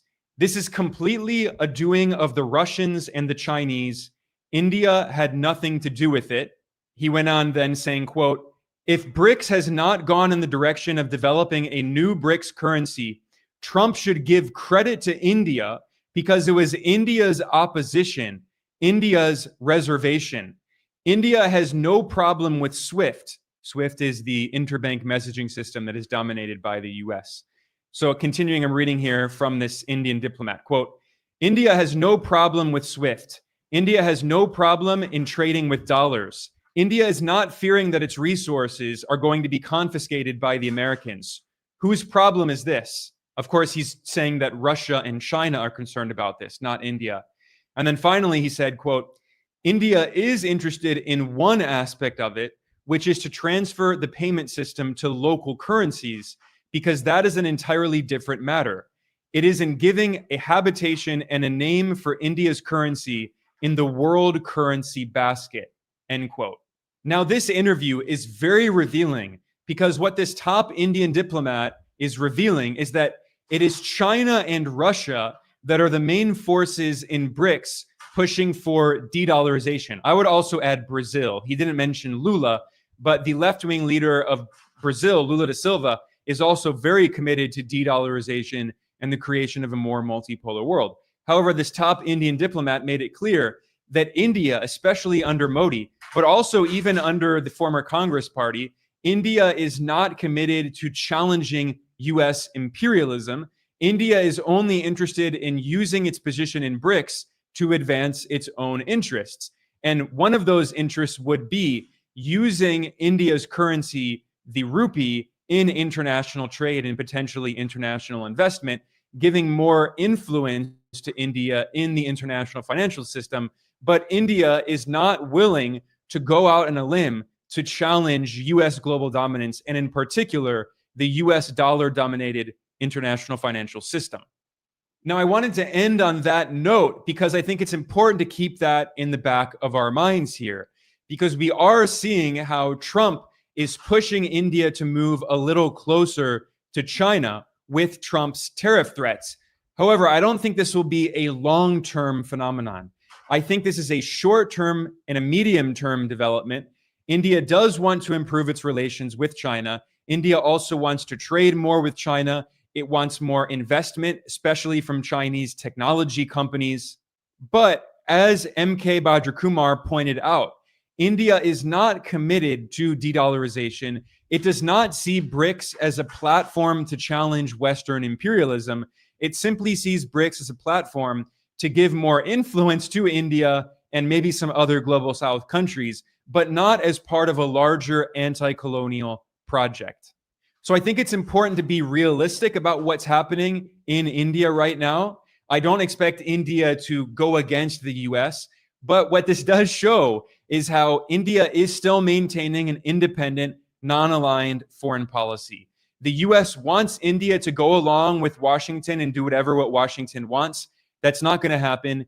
India is a major power. It has 1.4 billion people. It's the third largest economy on earth. India is going to continue being India. When it's in India's interests, it will move closer to the US. When it's in India's interests, it will move closer to China. It will maintain its role in BRICS. It will still have good relations with Russia, as India has had for many decades. But with this analysis today, I wanted to explain the deep contradictions in Donald Trump's foreign policy, how he has a stated goal, but in reality, Trump's policies are in many ways going against Trump's stated goals. And he wants to divide BRICS, but in reality, he's continuing to strengthen BRICS. And like I said, India has a different view of what BRICS is about, but Trump's tariffs are only further reaffirming to diplomats in India why they should maintain their position in BRICS. They can use this in order to play both sides, like other countries are doing. Turkey is doing the same thing, playing both sides. Saudi Arabia is doing the same thing. The United Arab Emirates, which is now a full member of BRICS, the UAE is also playing both sides, sometimes working with the US, sometimes working with China and the BRICS countries. So this is the complex multipolar world that we're living in today. And if you want to understand all of the changes that are happening, you should definitely subscribe to our work here at Geopolitical. Kofi, follow me.